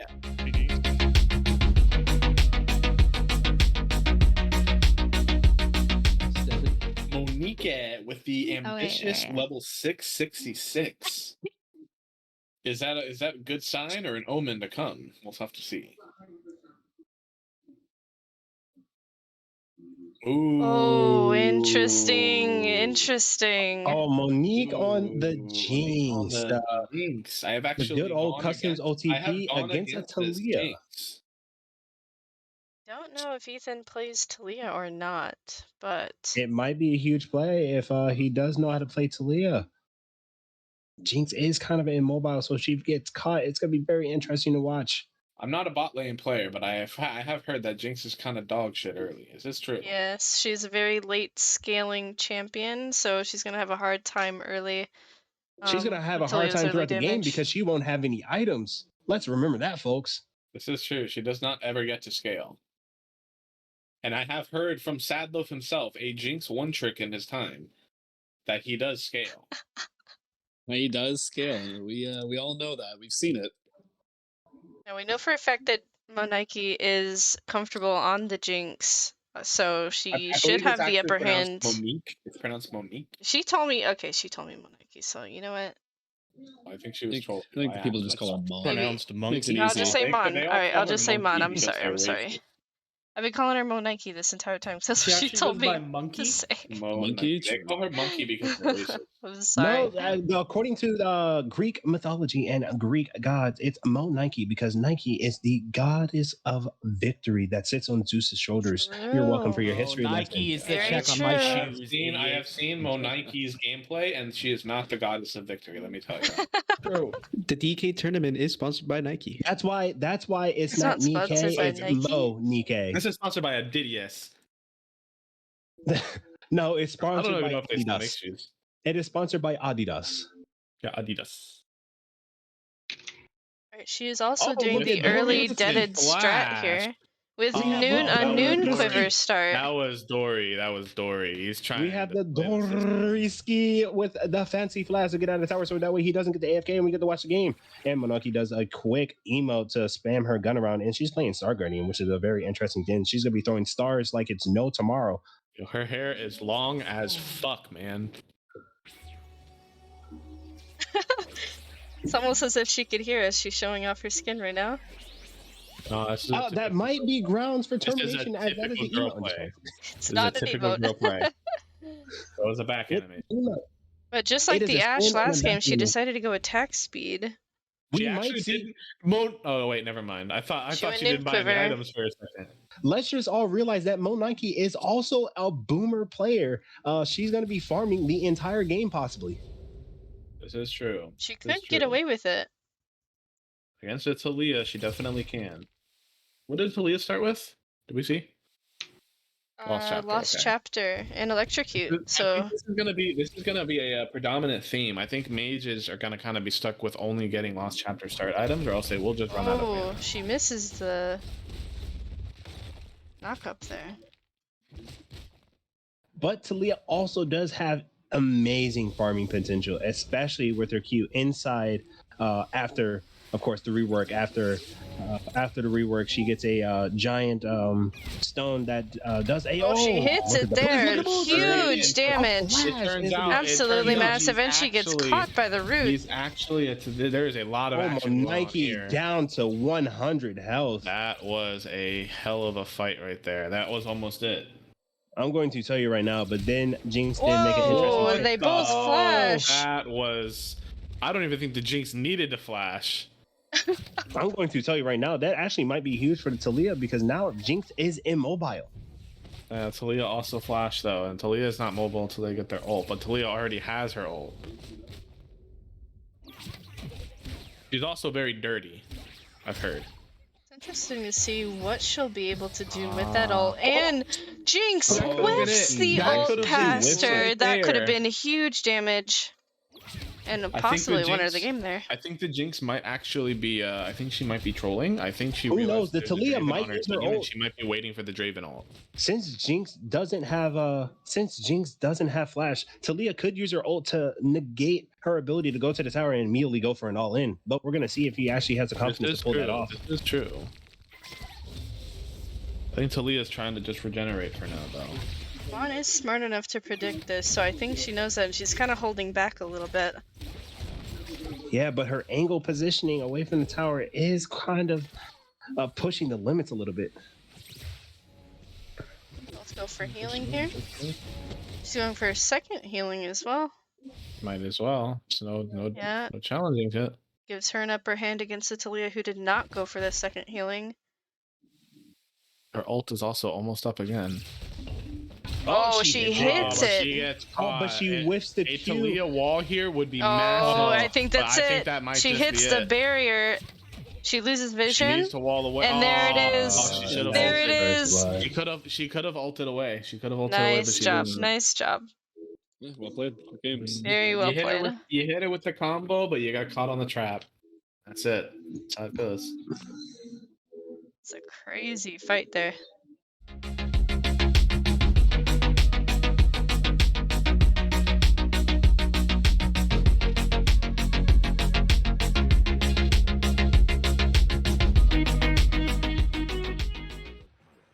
Alright, Wolf, I'm just gonna go ahead and deafen you. Wait, I have a question. Does loser bracket go up or down?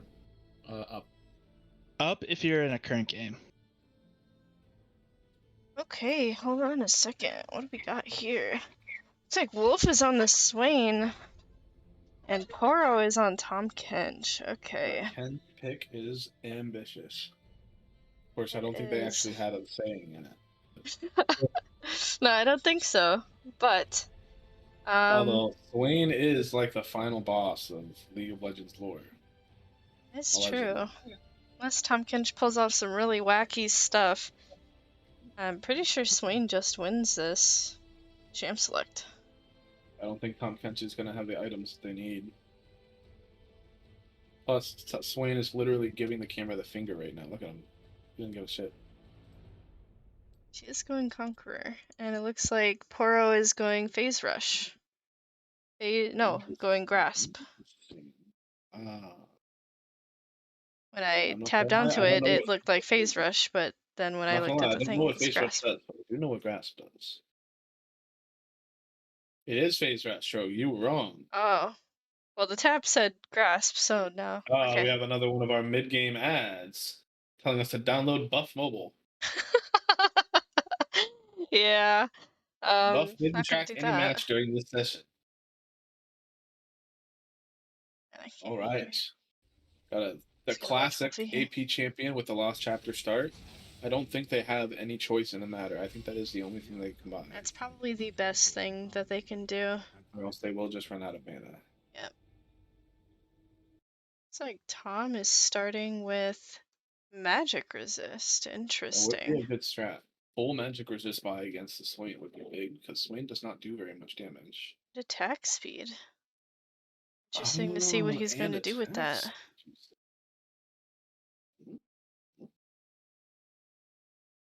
I think this game is going to be decided by a mistake.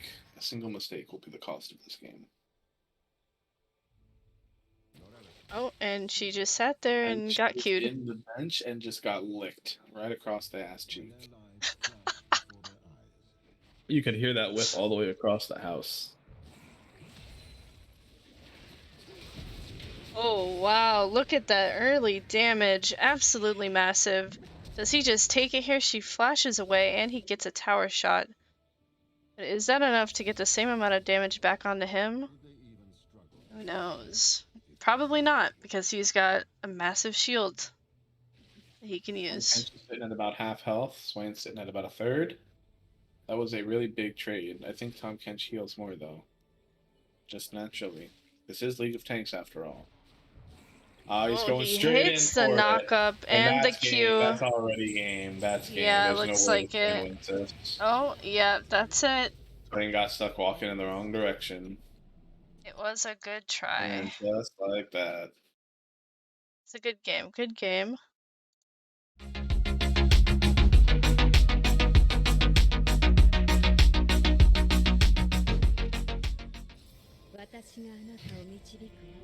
Alright. Oh my goodness, a Soraka. The third support that has been played this tournament. Against a Quinn, that doesn't look very good. Hopefully Barcode pulls some crazy Korean challenger strats on us here. Is he gonna go full AP or AD Soraka?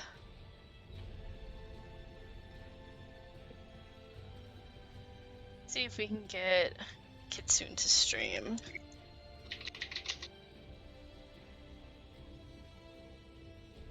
Oh, there we go. You just read my mind. Okay, Quinn's going with the PTA. Soraka with Comet. Looks like they're settling with Comet. And 2 armor runes. And they settled with the barrier as well for the extra defense.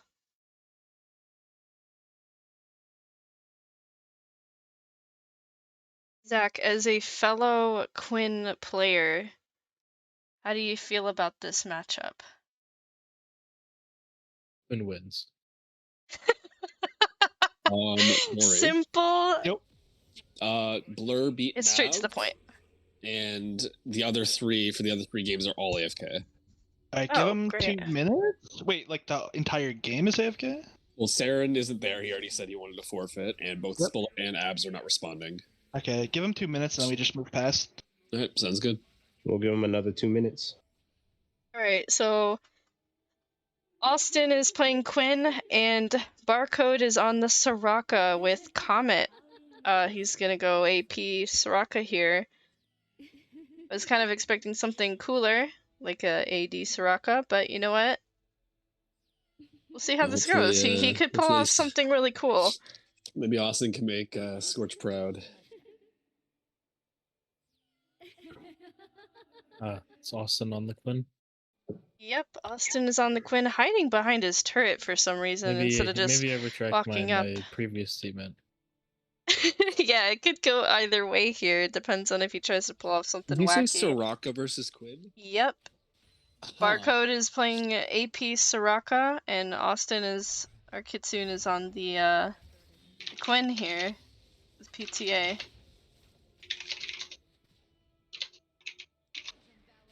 So I'm pretty sure he's never played Quinn before, but Soraka also has a lot of sustain, and he gets rooted with the Soraka E. Unfortunately for Soraka, he doesn't have a whole lot besides his Q that he's hitting every single time, and he decided to opt for the barrier, which he was a little confused about either going barrier or ignite, but he went the safer route. He's hitting all of these. Poor Austin's getting bullied by the Soraka.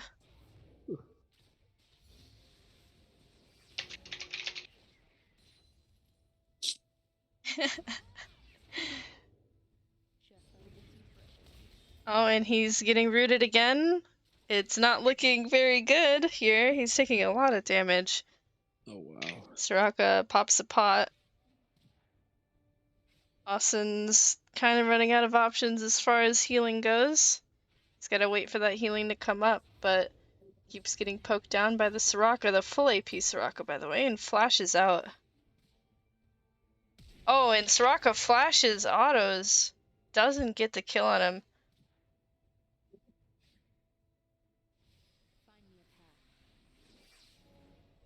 Since picking up some healing. I feel like his only hope here would be to just full-on go in on her, but Soraka's got to use her abilities first, especially that silence.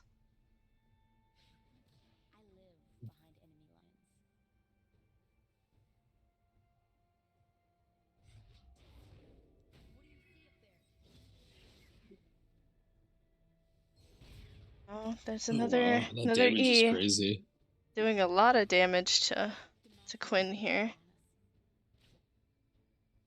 Grabs the healing, he's getting and he's pressured gonna. out of the healing. Yeah, that's really unfortunate. Yeah, could seal his fate. Oh, and he game. dies from the burn. No, he doesn't. No, he lives on 5 health. 5 HP. 5. He gets hit by 1 ability and he's done for. Poor Nato. Exactly what's going through his mind right now. I hate this champ. Soraka takes a tower shot. She's gonna go for it. She's gonna try to hit the E. He's ulting No, she's for gonna try. something. She's gonna try and Yeah, there it is. There it is. There it is. Oh, Austin. Oh No. man. Dude, what the fuck is that Soraka damage? What? I know, right? Full AP, Why Soraka. does it instantly blow me up? That is It's not full AP crazy. Soraka. It's Lost Chapter Soraka. It shouldn't do that much damage.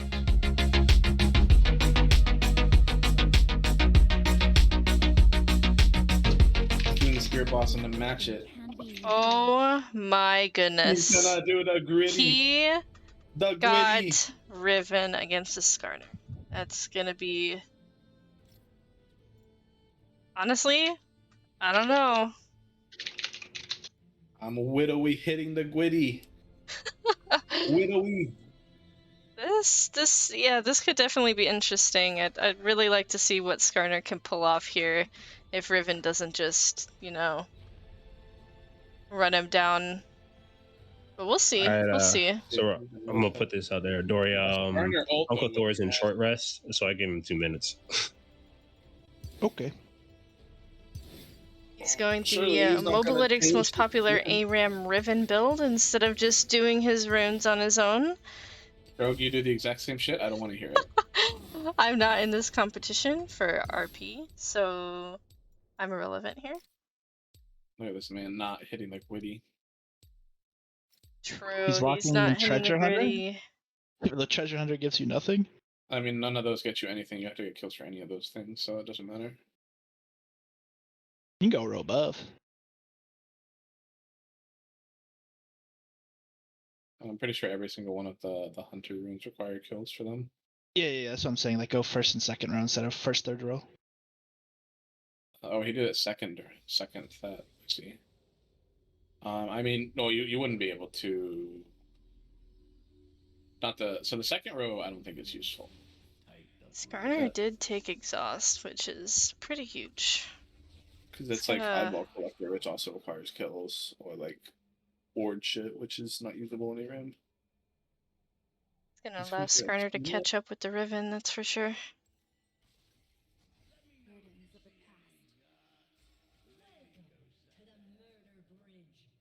Skarner has himself a jewel right in the center.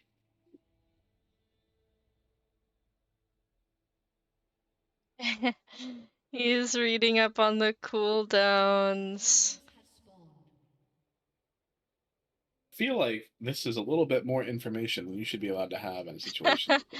Well, we didn't really think about that part, so we didn't make it a part of the rules not to have anything like that. So, I mean, it is what it is. Skarner could have hit him with it. Well, it's not like you have a rap sheet on the enemy. So I know Spullet knows how to play a pretty mean Skarner. He doesn't capture that yet. What is he doing? Wolf, how do you feel about this matchup here? How do you feel about Snorlax's Skarner? The fact is, I don't know. Because he has played a lot of Skarner, but this is ARAM. I've only really seen him played in Summoner's Rift, and he's the reason we win those games. Okay, so he does at least know how to play him, though, is what you're saying. Yeah, he has a champion pool of everything. Interesting. So this could be a really crazy fight then. This may be a David versus Goliath kind of situation. Yes, sir.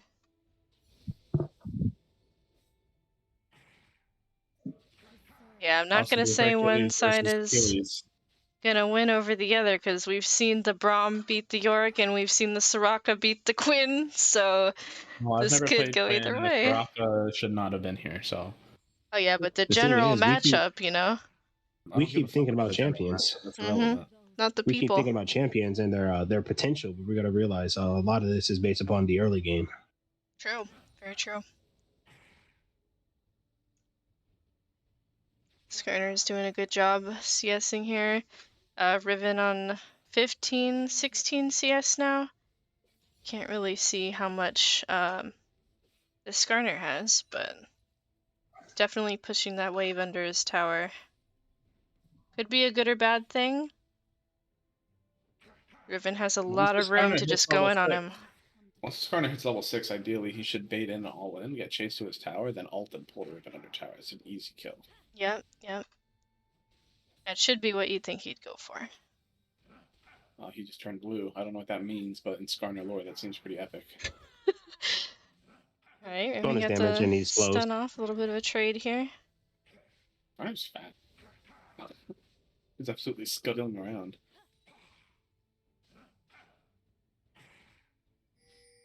They are both level 7, so... He's not giving Scorch any chance to turn off that crystal. Oh yeah, absolutely not. Not unless he does get him close enough to his tower. Okay, Riven's... That's a pretty good trade there. Is he gonna ult him? No, he runs away? He's very fast.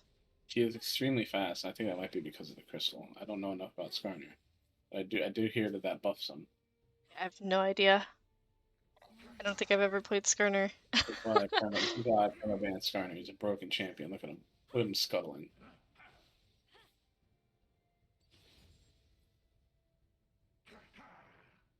Okay, so it looks like Skarner has 31 CS, while Riven has 37, so they're pretty much even. Skarner's actually got a lot more sustain than I thought. Bro, shield after shield after shield, you'll be surprised. Skarner has a sheet. I didn't even notice.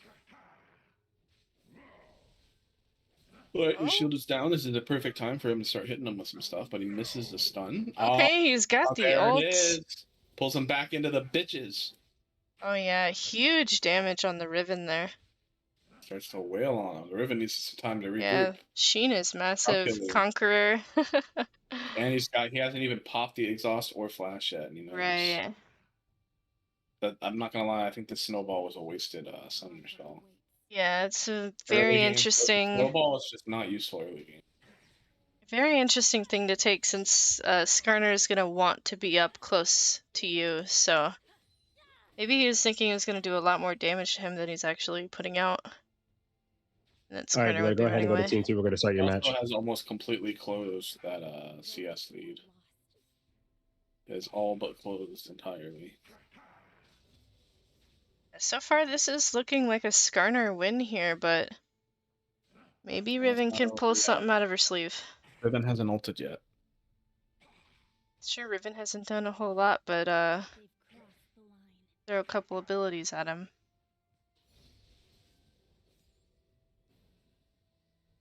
Skarner is kind of whiffing some skill shots, though. Got her scared.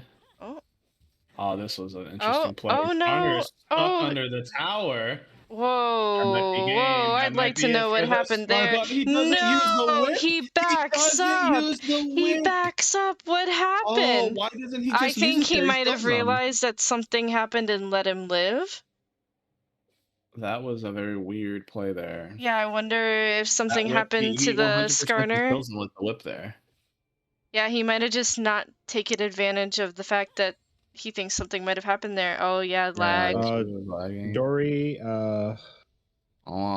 looks like the gods bless him. Uncle Thor hasn't shown up yet, so go ahead and put Ethan through. Yeah, he can't move right now. He just ran into a major lag spike. Oh, Orphan? Huh? No, is he gonna play it out or is he gonna forfeit it? Are you gonna play it out or forfeit? I believe in him. He has no idea, so just keep going. Alright, I guess we'll keep going until he does He's gonna something. play it out.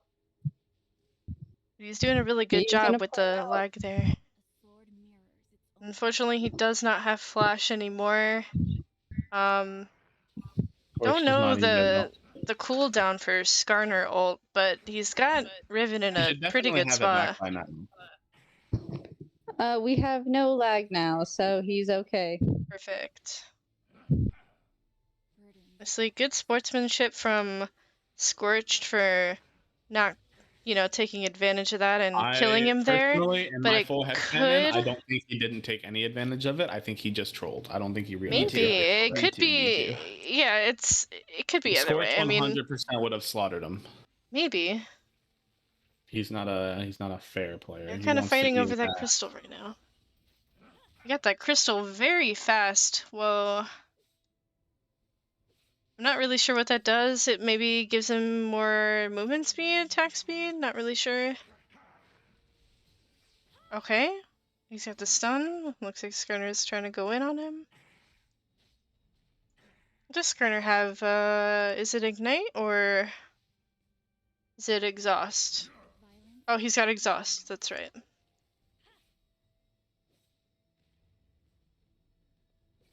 Griffin's all the way up to 60 CS. It just keeps climbing. Tower's at half.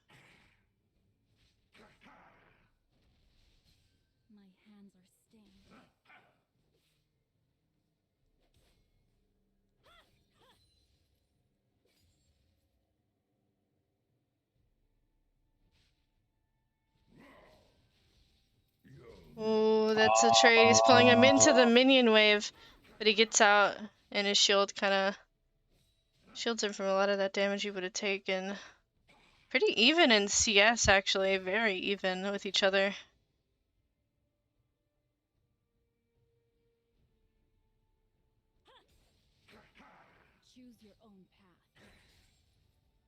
Griffin probably should have win Ignite here. Yeah, I'm not sure what the snowball take was. It's because he just stuck with the Mobilytics build and didn't switch anything. I'm pretty sure it was the Mobilytics build. His runes could definitely be better as well. Oh, these trades are not looking good for Riven, but he is dodging a lot of these. At this point, I think he's got to try to play for CS. Maybe, but it's still I don't know if he even has a chance here. Yeah, Skarner's putting in a lot of damage on the Riven. He can't be missing any of these minions now. Skarner smells blood. Oh, he ults the wave. Just to get it off 75 to 71 CS. He's going for the CS. Or I is think it with 79? That, it's really hard to see. It was so 71. It was 75. But I think with no, that, it's 79. That is the play. That's definitely a 1. No, look at the top right. Scorched is 79. Top right. Yeah, Scorched is 79. Yeah, 79 to 71, 73. This could be a CS win unless this Skarner pulls something here. He doesn't have ult up. It's entirely possible. He needs to stop shoving the wave. Yeah, he's gonna try to get the Riven out in the open. Low enough, and he should have his ult up soon enough that the if he doesn't shove this wave, Riven cannot CS. Oh, Riven goes in and gets pulled out. That's a lot of damage. It might be over for him. It's not. He may have been able to end it there. But he didn't. He got scared from the tower shot. He should have his flash up pretty soon if he doesn't already. They both flashed No, at the he same definitely, time. yeah, he definitely should. Oh, he got the healing. Took a couple tower shots. That's good for the Riven. He's gonna try to turret dive or get this really tower. It's very low. Tower is very low. I just noticed it. Yeah, I'm on the edge of my seat here watching this. There's only a couple waves left that Scorched needs here. Who's winning? Yeah. Who's winning? Not looking good for Scorched. Skarner's going for the tower. He's going to get the tower. He's got one more hit, and Skarner wins from the tower shots. He's not letting him, and he's taking the L too. And he dies for it. L. Skarner wins that. The chef. Even through the lag spike, he wins that. Very well played. Interesting. So cringe. Alright, it's Mod versus Scorched, I need to know. What? Why didn't you whip him? I think one of his. Yeah, why didn't you whip him? You had him killed. Alright, what did you say, Justin?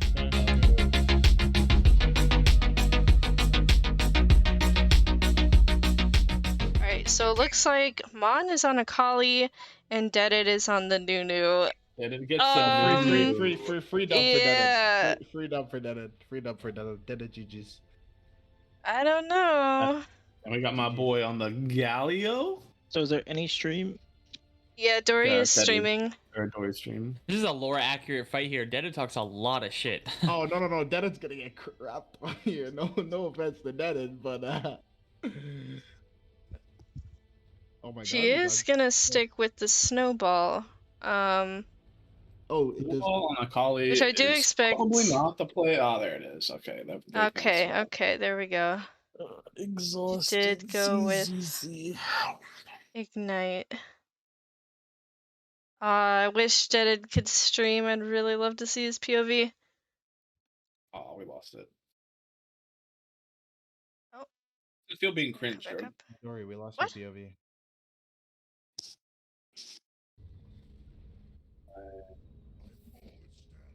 You get a quick hat. Okay. Wait. Is that a starter item? Oh, that's a Is leeching. it not? That's fine. Okay, it's fine. Yeah, that's. Okay, I'm not sure. I wasn't sure what that was. So. That builds in. That's a Riftmaker's unique mythic item. Okay. Okay. It's definitely not what a collie should buy, but Yeah, I believe. A Oh, 1v1 he's yeah, going with the Ignite Exhaust and a Lost Chapter too. that's definitely With that's a Phase good play. Rush. Yeah, that's pretty good. Oh, she hits those. She hits those. Take it, pussy. Oh, you coward. That's rule number one of a Level collie 3 game. turret dive. Rule number one of a collie is if you hit your E, you have to take it. Yeah, we know Deaded is probably already shitting his pants. She hits it again, gets big damage, but so does the Nunu. They're just gonna kind of skirmish past these minions here.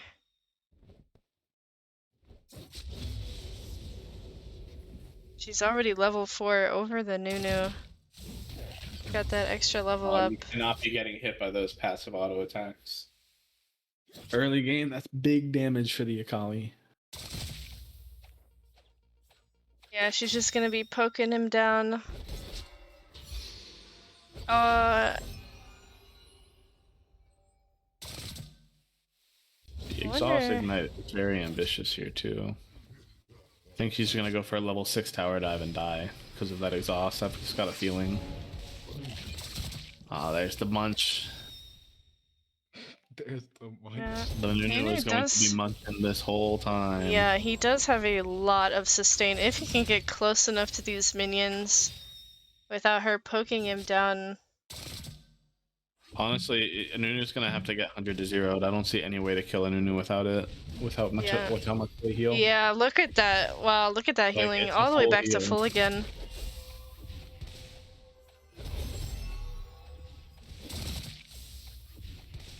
It doesn't even seem to be on that long a cooldown. It's like a whole maybe a health couple potion in an seconds. instant. And it doesn't use that much mana. Like it's kind of. Oh, he hit the snowball on her though. So like point blank snowball and just runs her down for some reason. Oh, he's ulting. He's ulting. He gets her some with the damage ult. off.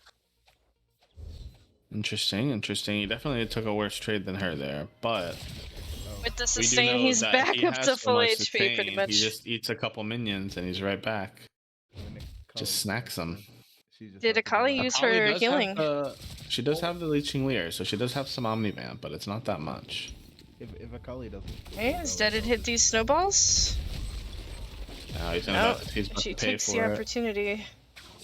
He keeps getting hit by those Okay. passes, though. This is Akali big. This might be game ignites and for it. ults and gets first You blood. let her hit her ult on you, and GG. it's over for you, brother. Free dub. Yeah, that was not the play. Sorry, I was reading his abilities. You just munch. You should have just gone the farm game, bro.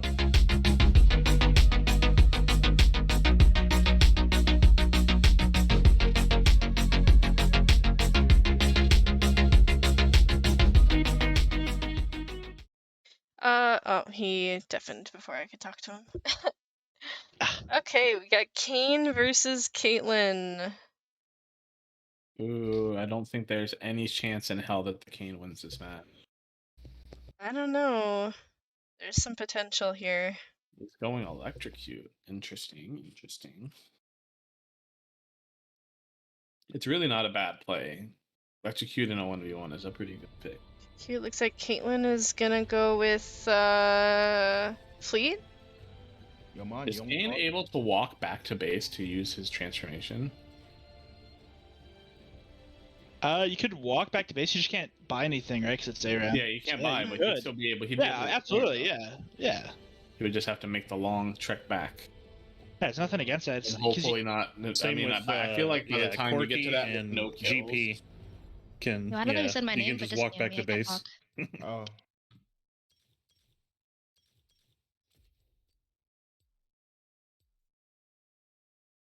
It's got a nice cane skin. She's Yeah, Kali opting with the mid-name. ghost as well. Interesting, interesting. I like that they're just streaming. Stream ended. There it is. Kane is also going exhausting night. This will be an interesting. See what does he buy? Does he go for some damage? Does he go pull tank? He's definitely thinking about it. Well, it's He not like doesn't he know can what to buy really. at all. Yeah, it's not like Kane really can get his form though, because he needs to be able He's to not gonna be kill. able to, yeah, he's not gonna be able to get that much going for him. It's every He time just he has to duels. He fight. can get blue form really quick, yeah. Yeah, he can farm blue form off of damage because he doesn't need to get kills. Ah, okay, okay.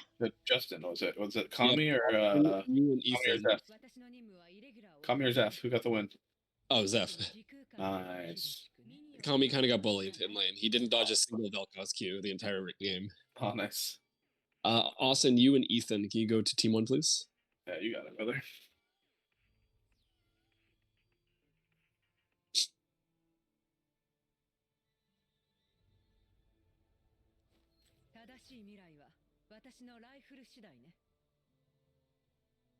Japanese Caitlyn. Never heard it. Oh.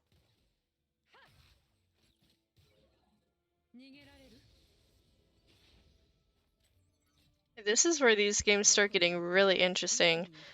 As you start getting these really good players against each other. Barcode and Mon starting to show up and show out on their fucking rank. Same thing with Poro Mass, and I don't know who the fourth guy is. Really excited to see how these ones turn out. Snoorlax. Snoorlax. That guy went on bad Wi-Fi. But he pulled through in the end. Oh, Kane getting huge damage. And the sustain with going through the wall. Does he get this kill or not? No. Oh, how did that miss though? Yeah, see how fast the tables have turned here. Oh, huge damage. He's got to be on like. Let's check him out. Good games actually. He's very low. He's got less than 200 HP, but that one Q brought him down to almost death.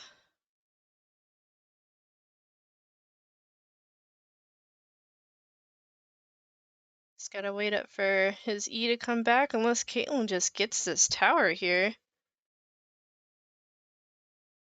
I mean, it's already, yeah, it's about to be dead.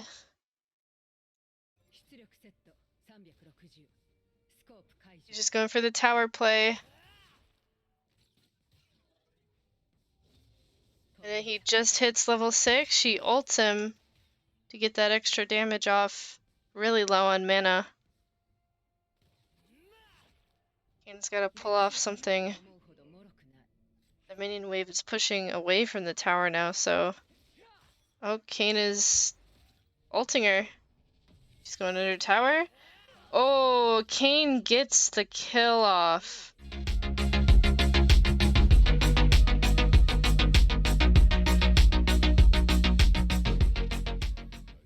Oh, another ADC. Ashe against Sona. Oh, that's looking kind of rough. This is 2 Ashes that we've seen so far. Sona could get off some big damage, but no, I'm not gonna lose hope. I'm not gonna lose hope. He's pulled off the Skarner Riven. We've seen a lot of games here where we thought that in Champ Select it was kind of over. So I believe it could go either way.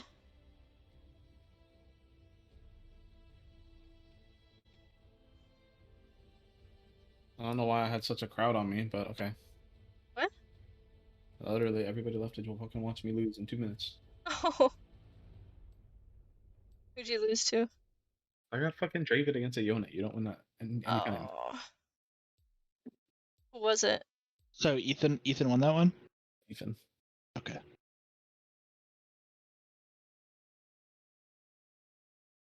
Yeah, that's tough. Oh, but he's got the DJ Sona with exhaust. Exhaust these nuts. One decided to go Austin, me and you should have Ghost a to run her losers down. bracket.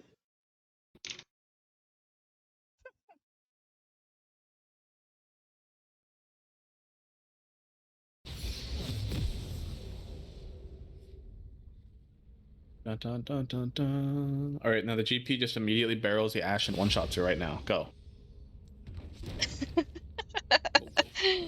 Okay.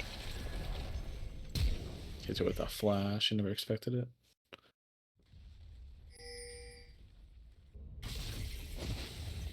This is the second time we've seen Ash today already. Yeah, it is. We've seen 2 Ashes, 2 Nunus. And what did she start? Noon Quiver? Okay. A pretty normal ADC start. Sure, the Sona's probably just gonna go Lost Chapter. Oh, Namon's having ping issues. That's not good. Minions have spawned. Oh no, that ping looks like it's at 19 ms to me. Oh wait, that's Dory's ping. Sona went Comet. Okay. I guess that's probably the best thing that you can go on AP Sona. I'm assuming she's going to bring Lost Chapter as well. Right? I still What do think you mean? Alexa's would have been better. I mean, Dory's giving her tips. Isn't that against her rules? Telling her to download more ping. Is that really a tip? Yeah. I think What? that you can't download. Do you know what ping is? Well, yeah. If you download more ping, you'll have more to spare. You're not gonna. Hey, you don't want get, more like, ping though. high You want ping less if you ping. Download more. No, but it's like a storage system. You like download more. You buy some off of like McCaffrey's or something. I think it's more like a bro. It's a joke. I think you're overthinking it a little I think bit. it's more of a. It's kind of like a time dilution, you know. Bro, it's Instead of that joke downloading back more when we ping, used to what say. you actually do is you pull your time from the future. So at some point you're gonna have to take bad ping, but you just make your future self have the bad ping. Yeah. Makes sense. It's like that joke that says, "Go, do you want to buy some RAM or download some RAM?" Yeah, and it just ends up being a virus that fucks your family, sends you back to the Stone Age. Yep. Math Wizard takes all your money. It looks like Snoorlax has about 9 CS and Ash is, where's she at right now? 12. Oh, they're pretty even actually.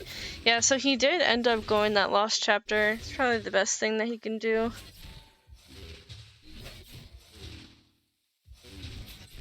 I know, I'm surprised the Ash isn't deciding to hit her at all.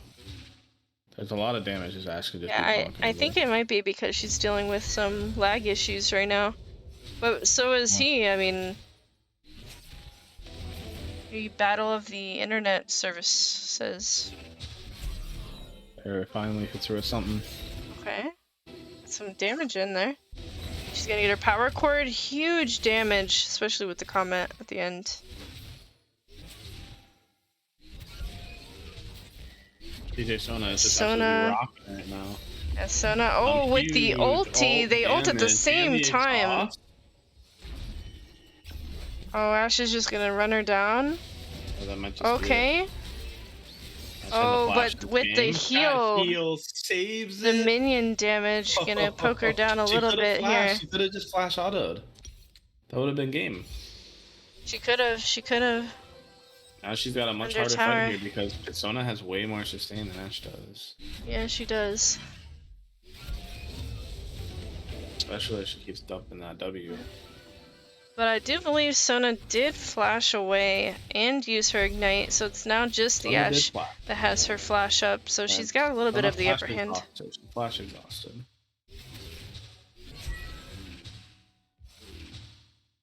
Oh, she got exhaust. Yeah, she exhausted.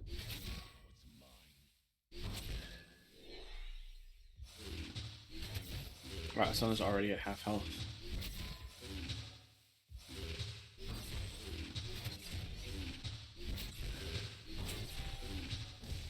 She's got biscuits.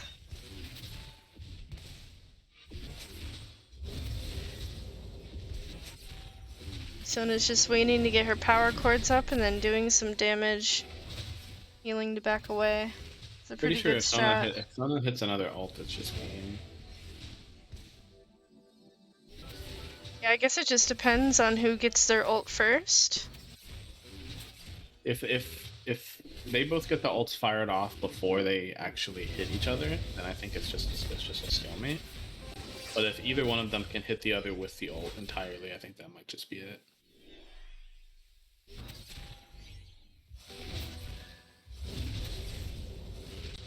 This is not really where the Ashe wants to be, though. Because Sona's got the burst damage that she needs, but Ashe is going to be much more... Ashe with almost double of the Sona CS, though. I wonder what kind of angle. She's got a lot of options to choose from here. That tower's already at half health as well. Yeah. So she's just going to keep hard shoving away, so that might just be what she's going for. She doesn't need to fight the Sona anymore.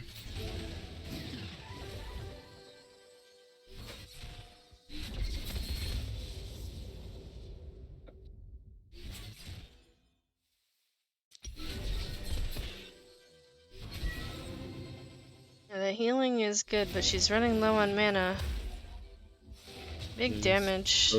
Those level ups are coming in slower and slower, and that last chapter's not covering the mana as much.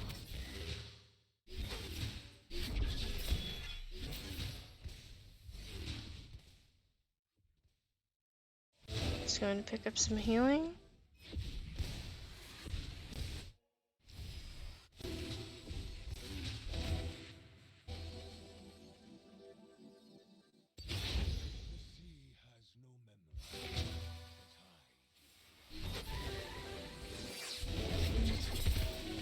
Oh, I think she missed her power cord on the minion. Unless it didn't go off and I just missed it.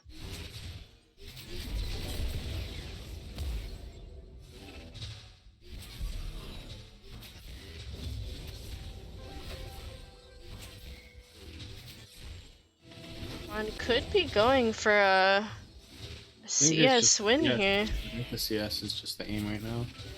Yeah, she's getting poked down a lot. Getting ADC after ADC. True. 2 ADCs and an Akali. Jaden's a really good chance at that. All that she's comfortable on, pretty much. Okay, we got the flash ult. The Ashe ult in response. But does she get and the favorite ghost? And the Sona gets the power cord off. That power cord damage is deceptive. Yeah. Damn. Oh my god. That was wild. It is deceptive. You ghosting and coming back, that was the greedy play that cost you the game. Yeah. She can still win, but now you're in loser's bracket.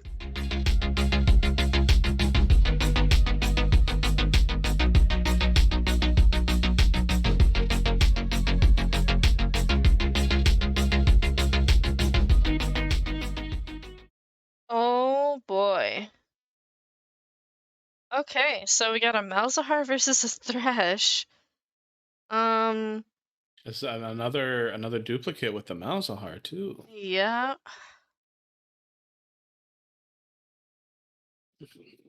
I'm wondering what kind of runes Snoorlax is gonna take here. If he's gonna go magic resist or if he's gonna go damage. Could be interesting with the damage, but very hard to kill the Malzahar with the spell shield that he has. Yeah, I feel like Thresh's entire combo relies on that hook, and you just don't hook Malzahar. I think Ares the better pick than Comet here. I think. You get way more procs. You get way more procs than Comet. And I think, I'm not completely sure, if the Thresh hooks the spell shielded Malzahar, I think the hook still goes through. It just doesn't like... It doesn't pull him. Yeah, it doesn't pull him, but you can still go to him. I'm pretty sure that's how it works. I could be wrong. Got a fellow AMD gamer here. Let's go. Let's go. Alright, we're going for the Lost Chapter. All reliable. Kind of hard to see. It's a little scuffed. Oh, it's definitely a little scuffed. It's going to be interesting to see what that Thresh takes here. I can't tell what his runes were. Yeah, it's a very laggy stream. Because he's, oh, What wow. in the world is this? Whoa. He just loses that trade Oh, outright. wow. And he hits the hook. It's silence, throws out some minions. He's getting some damage back on him. Oh wow, has to use all of his summons just to get away there. Interesting. Very ambitious running through that bush there. Yeah, he just ran right to him. Can you see what the runes are for the Thresh? I can't tell. I think it's Hail of Blades, yeah. It is Hail of Blades. Oh, and he stands still and gets hooked again! And that is 1 minute exactly. You're trolling, my 1 minute game. That was the fastest game of the whole on the map, tourney.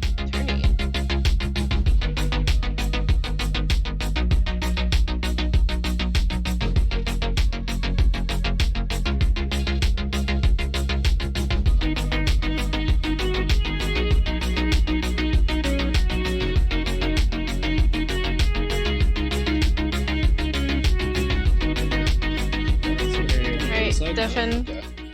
What the fuck is this? I gotta deafen you, bro. I've lost. It's over. I believe in you, Justin. Oh my goodness. Zach on the Yasuo, Justin on the Katarina. Oh, this is so sad. Oh my god. Can I take Justin into a private call and coach him? No. No, you can't. I think he will do better if you don't coach him. I have seen Justin try to play cat one time. Oh. Holy shit.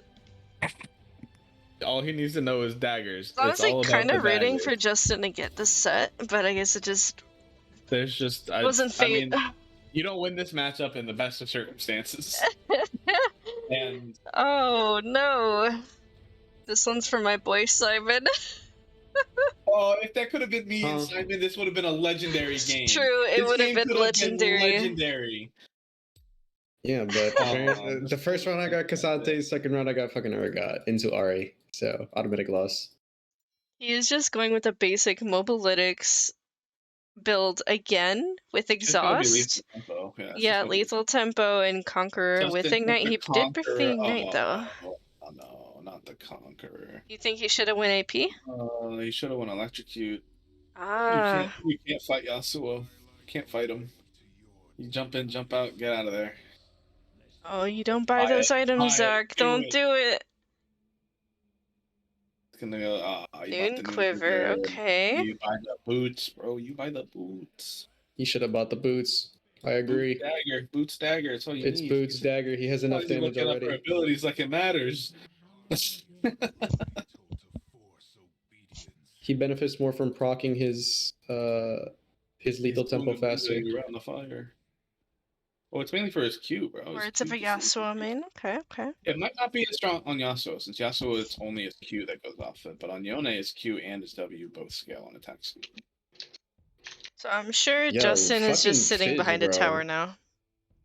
Justin, he's reading his abilities meticulously because Cat's passive is a full paragraph. Yep. He's got the good skin though. Oh, he's gonna eat He's gonna eat a limit test, and he's going to immediately just start walking away and lose. He's gonna die right there. Don't hit him with it. Unfortunately for Cat, he's gotta walk up really close to these minions, which puts him in a very dangerous spot near Yasuo. I'm pretty sure Cat has the lowest attack range in the game.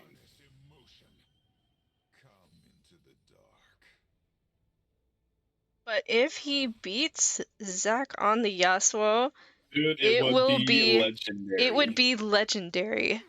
It will go down in the history books. I don't think there's any way he beats Scorched. I think Scorched has to beat himself here.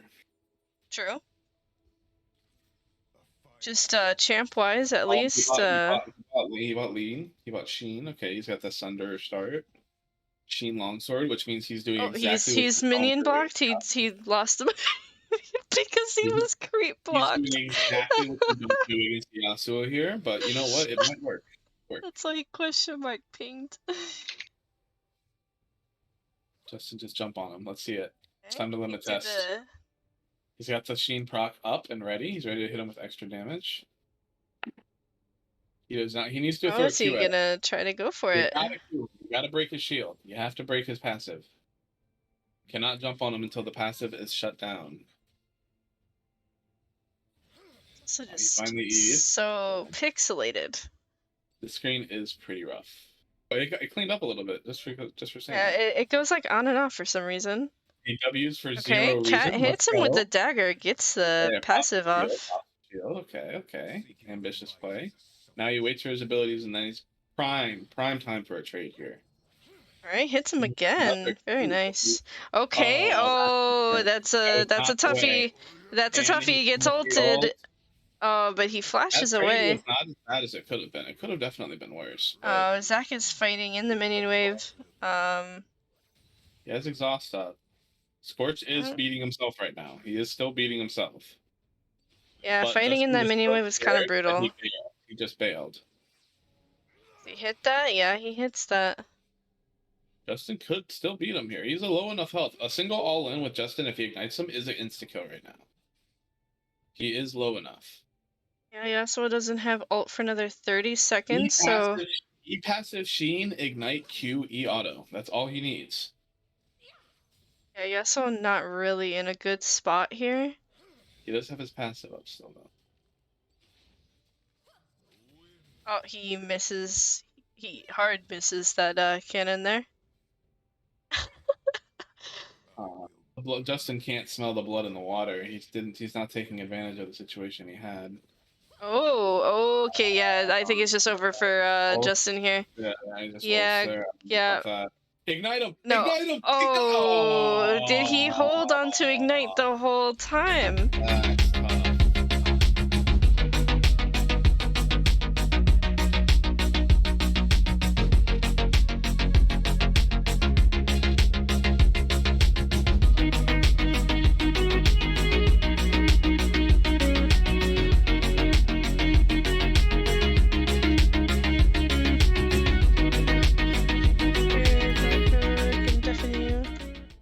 Did Barcode lose? Who did he lose against?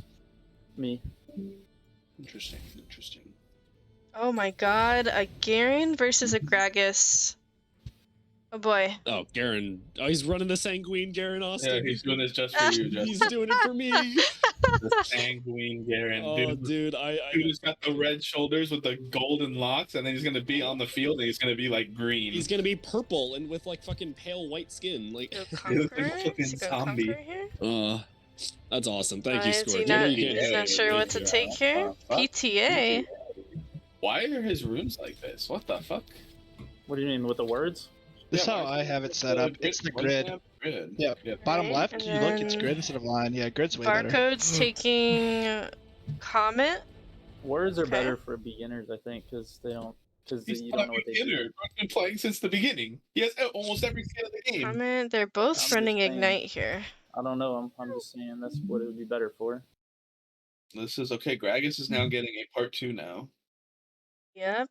We've gotten like 3 part 2s this tourney, actually. Gotten 2 Ashes, 2 Malzahars. I would love to do this tournament without any like money and just run it back sometime. This is fun. It is fun. Really fun. Yeah, let me in. Let me in. Like I don't do 1v1s often, so every single 1v1 I was fucking scared. I don't know why. I was literally nervous versus Mon. Over the champs, Blur? It was Blitzcrank versus Trundle. She had no chance, yet I was scared. Oh, yeah. Paige would be pretty good. Did you win, Blur? Yeah, I won. Oh, were you Trundle? Yeah, I was Trundle. Oh, man. That's unlucky. Yeah, unfortunate for Mon. Garen ult is just a fucking cheat. So there was another Trundle, too. Oh, yeah. 4. Whoa, my boy.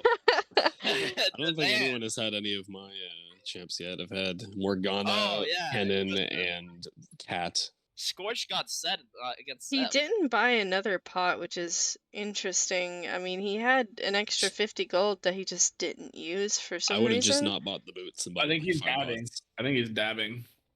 Now, the boots is good because he can run him down. Yeah, that's true. Well, he doesn't really need that. Already gives movement speed. But there's literally no reason for him not to have taken it. Just has to upgrade has E a lot all of the poke way. here, though.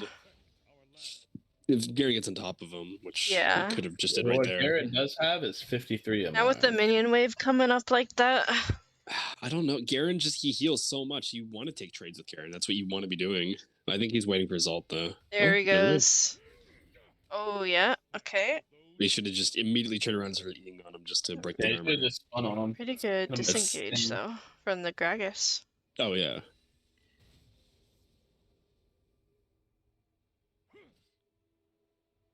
I think Gragas knows he probably doesn't want to be taking any fights with the Garen until he gets 6, and then he could probably do something with that. I think it's worse for Gragas at 6.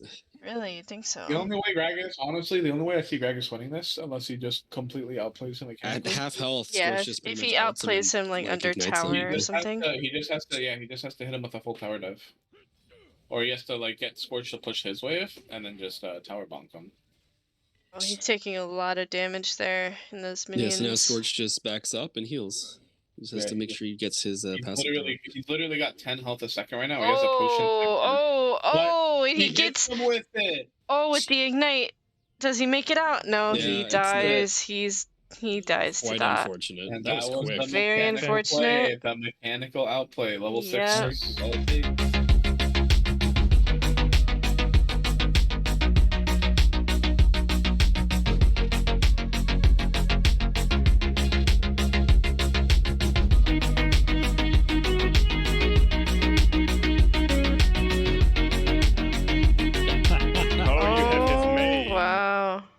He's silver 2. You have his main, Blur. He can't hear you. Well, hopefully Blur knows how to play LeBlanc. Oh wait, what am I asking if someone can do? Is Barcode deafened? No, there he is. I definitely. I think this is just LeBlanc takes it. I think so. I don't think Blur knows how to play LeBlanc. I mean, Blur is a jungle. Blur is on. He is a one trick. Oh, is that? Got the Korean challenger against the No, Barcode's on Nocturne. Okay. Alright. Cool. Why is he looking at fucking... What the fuck is he doing? Nah, this is a good strat actually. Yep. Is he just going for the the airy Nocturne? Yeah, that's all you can go for. Poke with Q, and when you're slow enough, it just goes in and GG. Yep. I don't know what my starting item should have been that game. He should go mana. I'd still go ignite, to be honest. Yeah, I'd go the mana, saying he's gonna lose so much mana by poking. Probably would have gone. What would I have gone in Garen? You buy 6 rejuvenation beads. I would have definitely. I could have gone the 6 anal beads. You could have gone the the piece for Heartsteel just to give him even more regen. I mean, as soon as you got to like 9-10, that's when you win as Garen because you're able to now heal just shit tons. Really? Is he gonna go the merc trick start? Oh, he's cringe. Buy fucking merc. He just wants to win. He wants to win so hard. Oh, he's going. Wait, he's trying to make up his mind. X drinker, okay. That's probably what I would have Okay. Austin, is the server still down, man? Oh, I turned it off while I was playing in this because I don't want to lag from it. It's fair. It's respectable. I mean, I'm not playing anymore, so I can turn it back on. It was on earlier. Nocturne wins this, actually. Nocturne wins this. I think Yeah, Nocturne wins. Yeah, every single time we've said someone wins this, they've lost against the other person, so we'll see. Is Blur brought exhaust, so I don't know. Really, Drogue? Did anyone think I was gonna beat Scorched as Katarina? Like, come on. Hey, you never know. I mean, he cannot play himself, you know? Just like turret dive you under tower kind of thing. Oh wait, Nocturne's got the spell shield. I forgot. That's a good thing. Yeah, it's a really good champ against LeBlanc. Like, I think Blur's only chance for this is to beat him pre-6. I think after 6, I think Nocturne just wins, right? Oh yeah, look at that damage with Eric. He's already popped a pot and his health was barely touched. Yeah, he doesn't have any mana anymore. Also, yeah, that's true. His mana is already gone. Yeah, he should have gone the mana. Big damage from the LeBlanc and the ignite. Wait. He lost. Okay, going the poke looks like it was a mistake. I don't think he accounted. I don't think he went no magic orb instead of It's hard to know. He didn't get any sort of mana regen. Oh, you missed that? No, he hit it. I'm not really sure. Barcode is inting so bad. Yeah, I'm not really sure what he's doing. This is not the man that slaughtered me. He's got big brain strats. We just don't get it yet. I mean, I like the build, but yeah, he's executing it poorly. I think the loss that got him here, it's taking a mental toll. What happened? Who did That said, when he does hit the Qs though, the Qs do hurt. It's true. It was And he is 6 now. It was Kate and He doesn't have enough mana. Kane, Tanya. What's CS looking like? Interesting. He's winning. Yeah, I think you get mana from this too, though, right? Yeah, you get mana. Yeah. He can definitely just insta kill the LeBlanc. Well, that's what everyone has been doing. Also has No, he can't. She has W. She has exhaust. LeBlanc also has the passive clone. Yeah, but the passive clone's not that relevant. Honestly, you should just ult right now and kill her. No, if he goes in right now, he dies. What do you mean? Especially since Blur doesn't know like how LeBlanc works, he doesn't know how the clone works. I don't think you understand. He had mana right now. He can kill. I think that LeBlanc just dies here. Oh wait, Yeah, he has he ults, right? He just kills her. Yeah. This has turned quite a bit. Greedy Q. Yeah. I mean, she can just. He should have saved mana. Honestly, if he wants to just win the game, he just sits and farms and just leaves her off the way because she's too old to do anything. Yeah, he just ults and wins. So he just dies to that. Yeah, look at that, and there it is. There it is. Yeah, like I said, as soon as it gets post 6, he just wins. Yeah. All right, so it's now Michael versus Barcode. Fuck. Loser of this? Michael has to lose twice, and Barcode. No, Michael's No, that's next round. winner of that's this next round. Snorlax or finals. Okay, Yeah. so this is for second and third. Yeah. So it's Mike. Guaranteed second or third. Yeah, this is guaranteed $10 if you win that. Wait, Guaranteed Snorlax is first place? Yeah. Yeah, man. I mean, Yeah. props, buddy. Props. Good job. He did really well. I mean, he's not first place yet. He's first or second. And then the winner of this is first or second, and the loser is third.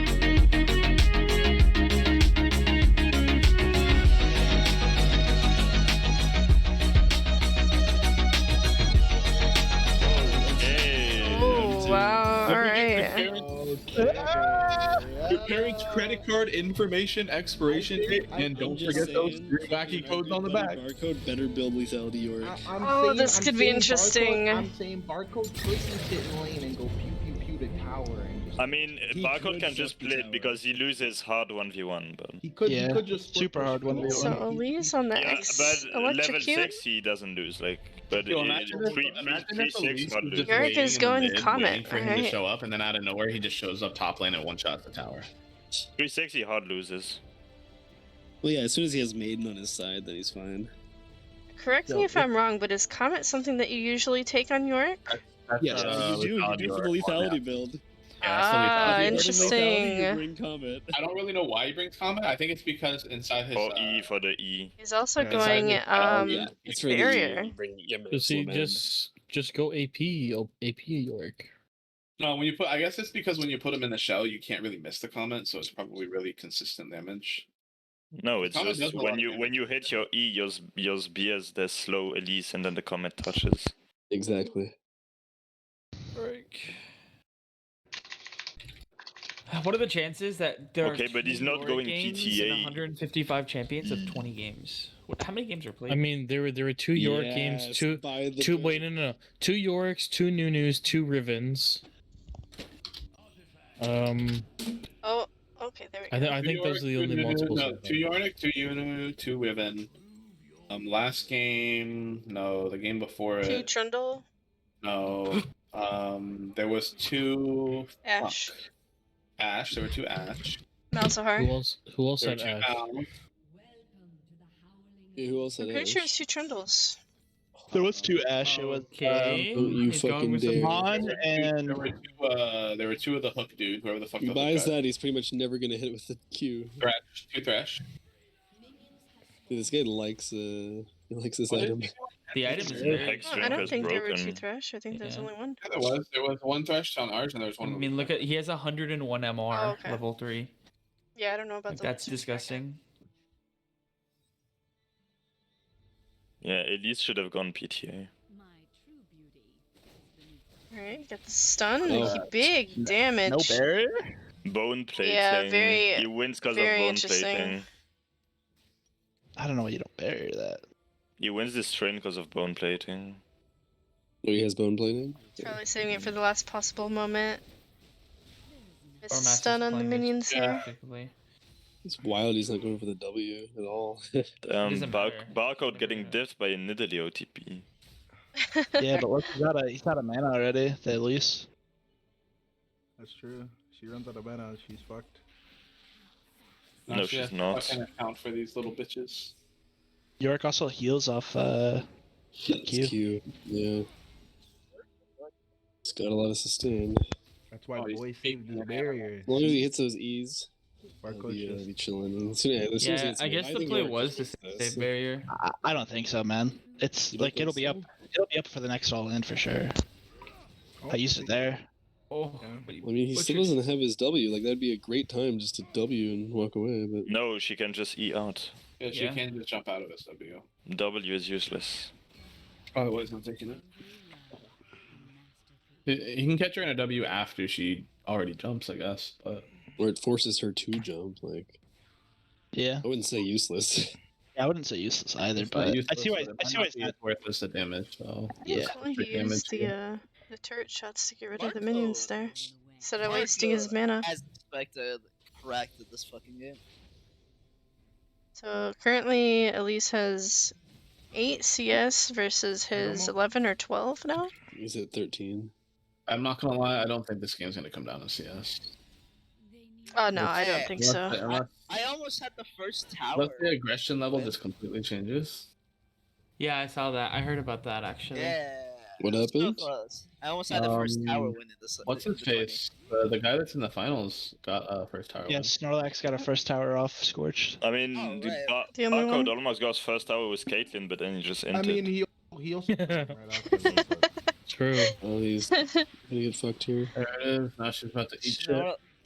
So Snoorlax will forever get first pick. Got it. I mean, it might be a CS difference. He just freezes you, right? You can't. You literally can't. Because of you actually can't. Yeah, no, I don't know why I'm saying it's impossible. Everything the time. What do you mean, bro? Whenever the maiden's sucking off a minion, it'll make one of the little fucking grave guys. You know what I'm surprised about? No hype. God, I wish I was that minion. True, no Olafs. I was actually really hoping to see an Olaf. I was hoping to see a Heimer. I was hoping not to see a Darius. And then see a what? A Heimer? Did you say a Heimer? Yeah, I was hoping for a Heimer. Wait, why? Why would you ever want that? I only got champions I've never played before. Okay, guys, here's what you do. It's only fun when it's not. I only got one. You take stopwatch and Doran's Ring on fucking Heimer. I'm telling you. Or the 4 champs. Look at that turret melt. Yeah, it is absolutely melting. This maiden. I had Vlad. I guess I had played Vlad. Already half HP. He's gonna lose the first turret. He just wins. He's playing so safe. He wins on first turret. I mean. Yeah, I don't know. Unless Elise can get some crazy burst damage off, she's got both of her. She's got both of her sums. She cannot kill him. He also still has barrier. So I mean, like, there's no way. That's why I'm saying Yorick is just such a good champ, especially in a room. This is the most doomed one I've ever seen, though. Just to kill mid and without taking damage. Only way Barcode loses if he runs under the tower. Exactly. If he if maiden gets aggroed. I don't know why she's trying to fight this. But she knows that she can't really do anything else. Oh. Okay. Yeah, okay. Yeah, she goes away. She gets some pretty big damage off. Wastes both of her sums. And he heals up. The minions are just running after him. From this point on, Barcode will win. Yeah, because she can't. I mean, she could maybe one-shot him under turret. No, he eats her once and she's dead. Yeah, he just bonks her and she just dies. Yeah, so she has no flash. Well, no, I'm also pretty sure his Hex Drinker is still off. I'm pretty, Maiden's just gonna... His Hex Drinker also just hasn't gone off yet, so... I'm surprised he's not just telling Maiden just to kill these. No, that's horrible. That's horrible. That'd be a horrible... If he loses Maiden, he loses game. Yeah. Oh, okay, got it. That's why he's walking back anytime he hits an E, so the Maiden doesn't just fucking go after him and then go to town. Yep, really good macro with it. Or micro. See, this will make me. He knows the timings of health packs. Okay. You just look on mini-map. Yeah, I know. Honestly, it makes me feel not that bad now that I lost to Nunu and this guy played it, so... I feel really There's nothing I could have done in that matchup. Yeah, and he was playing the Nunu... I was one of the first losses, and I got 4th. Very happy. I played I played 3 champs I've never played and 1 champ that I barely played. Oh yeah, I think she just dies here. Oh yeah, she gets caged and it's over. Shit, and we have the grand final. Okay, now Barcode has to beat Snoorlax twice for first in a row. Why twice? It's coming. Barcode in the final. It's all over. Why twice? Barcode in the because it's double elimination and Snoorlax hasn't lost. Right, so if Snorlax loses, he'll go to the losers bracket, which he'll face him again. Oh god.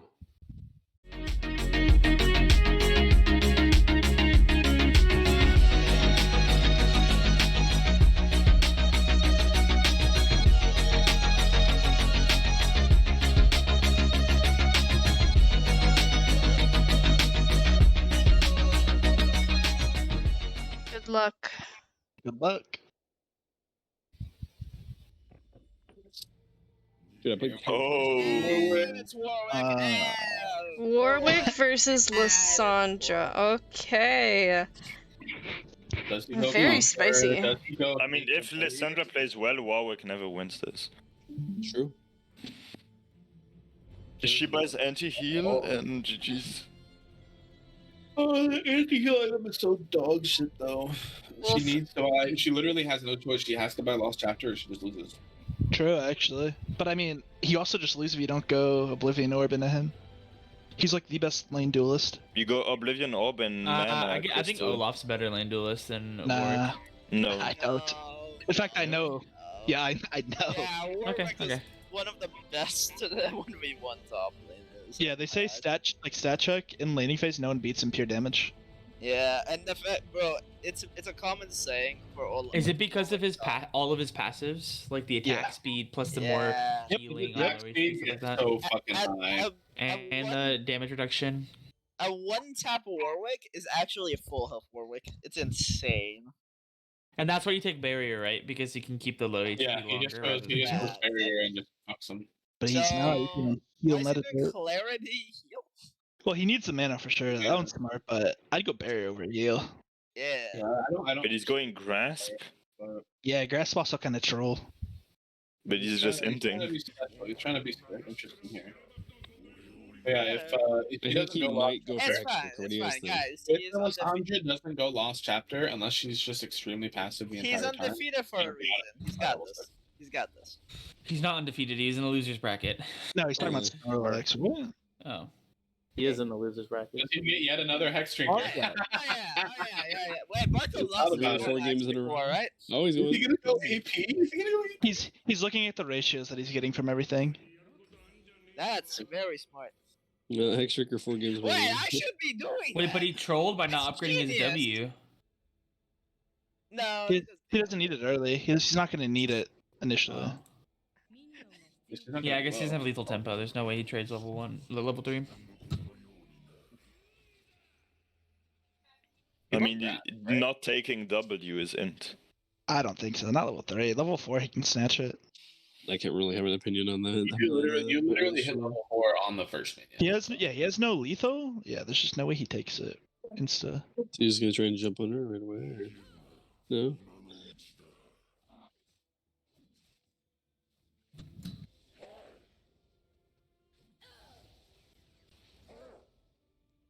Did she bring the Lost Chapter? I didn't see. She has Oblivion or plus tier. That's very smart.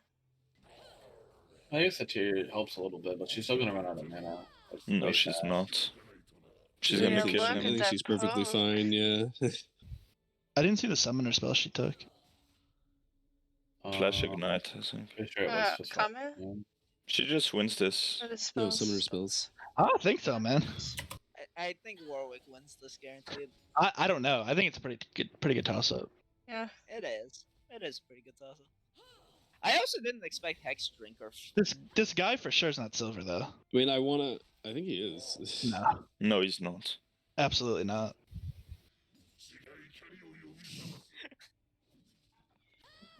You said the same thing about Scorched, so. Yeah, but Scorched Scorched is not silver. He is though. No, he's not. Yes, Not he only is. because he's not because he's not because no, it's just because he's not taking rank seriously. That's not true. Switch. But it doesn't change the fact that he's silver. You kind of ranked for like half of last year, bro. It's not because there's written on his account that he's silver that his gameplay and playstyle is silver. He's not silver. He's not a silver player. If his Listen, rank is we're silver, not he's arguing silver. about what rank they currently are. We just like you could tell that if they actually took rank serious 200 games, they're not silver. Am I silver? No. Really? No. You're bronze. You're low gold. True, I am low gold. Go Is for it, Loaf Zach. silver? No, Okay. he's bronze. Ooh, some good trades by the Warwick. Iron 4 has a special place for the people like them. Is Blur actually plat?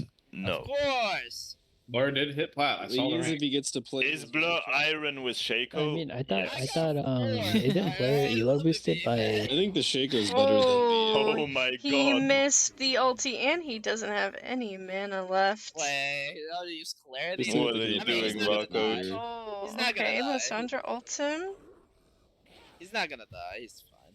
Oh, Yeah, but well, look, it was one auto Q and he just Got his half passive health. going. Yep. Holy The heals. I don't know why he healed before picking up the place because it's It's at the based missing off health, of right? missing. It's actually a Giga Chad play where he says, "I don't need the heal." He doesn't. If he gets his health up too high, he actually doesn't do as much damage. Yeah, true. No, he healed because when he's attacked by Lysandra, his heal isn't if accounted he for gets because he to- has if he gets Oblivion to Orb. ult, I think So he healed out of combat to have the maximum region of That's heal. not what they're talking about. I think Bozo. he just went up to the heel and grabbed it. Think about it. Yeah, turd Yeah. burglar. I don't think No, I Marissa was was talking about summon a spell. I think he's doing I think some he actually Korean pulled out. challenger strat. I think he actually pulled out his massive cock and threw it on the table just to show us. Lysandra's not wasting any chances to poke him as soon as he walks up to try to get some CS. But they're all in vain. This is nice. Have they started? Is this the most people we've had in one call? There's 26 earlier. How much are we at now? 20. Yeah, no, there's 26 at the start. I forgot about that. And Lysandra's running a little low on mana here too. Yeah, that's tough. 110 MR is pretty crazy though. And Bruisers have it good. What's this And the wave is looking pushing. Is he gonna fight in the mini wave? It's Oh, not his bad ult's for him. up. His ult's up. Yeah, he doesn't. No, lose he that doesn't fight. right there. Oh, the flash. Oh Let's do it wow. away. There's a Hex Drinker. Hex Drinker's down. It's another minute of fun. I'm surprised they didn't just are in. Lysandra had No no mana mana. though. No mana. Yeah, but he doesn't catch her. She was too far off away, and he's just gonna eat minion damage at that point. Alright. The sustain though. If he hit that, Yeah. I'll give it a The one. sustain is They really real. fucking Insane. heal though. Yeah, every Busted. damage Lysandra takes is like every third the damage that Warwick But takes. This is like another witness of that fucking Nunu game. With Nunu verse, when I had to play Kennen, that was bullshit, man. No matter how low I got him, walk up, numb, full health. Yeah, but the I mana's gonna don't be the care. big decider. Bro, It is what it is. Warwick is the biggest skill Look issue. what the CS is. Yeah, that is just okay. not a 36 to silver player. 48. Okay. I don't think it matters. I think it's just for fun. Sure. I mean, but like it's just crazy because he's kiting that perfectly. Like if if we're talking about rank, this guy is challenger, so like it's whatever. Yeah, exactly. I made it fourth against. Yeah. I'm not like crying about that. I'm just saying that the other guy's clearly not a silver player. He's definitely a lot better. Yeah, than I'm silver. sure if he was to play ranked, he could probably achieve a much higher level. Like this guy's like at least this guy's like a diamond mechanics actually. Diamond plus. Yeah, his spacing is really good. His spacing on every champion, his What is knowledge of every macro like champion. though? Oh yeah. Like, look at it. Every champion he's played, He's very good. Very good. He's not stuttering on it. He knows what he's gonna do before he's doing it. Like, no, it's kind of cool actually, seeing that. Yeah, I mean it doesn't matter because I mean like again T1's Maybe he's high just as faker. well. He's down 10 CS. though. Maybe it's actually just faker in the flush. We Like, don't know. this guy's crazy good. Oh, okay, he got the ult off though. Doesn't matter. Yeah, man. nothing else is gonna happen. Alright, I think she's gonna go get some healing. At this point, 100 CS Yeah, is more she has the achievable than pots. actual first blood. I think he's actually down on CS if she takes it all. There's 10 CS in that? No, there's not. 5, 6, 7, 8. There's 8. Plus How much is he up? He's up like 10, 12. 12 He's now, at 61. She's at like 48. Yeah. Oh wait, yeah, She had Oh, he's not at 61. He's at 50, he's at 62. No, the scoreboard's just like weird. It's Oh, 62. okay. Top right. Yeah, so he's up like 12. Yeah, he just plays for CS then. He should sit in the wave, so What she. does Lysandra do in this situation then? I mean, Try she to has to all try in to more? all in, but you see how when she tries to all in, she's pushing the wave towards him. The problem is, yeah, she's just. She's pushing the problem wave. is he has Hex Drinker, he has healing, and Yeah, he just doesn't take enough damage from her full combo. And then he's just able to sustain it faster than her abilities come Oh, back. there's another game after this if he wins. So. Did she not just like shove the wave and then try to get tower? Because yeah, that probably would be the best bet. Yeah, Warwick can't match the push, right? I thought this was the finals. But he has to win twice because he hasn't lost one. I don't know that voice. So you can't heal for minions.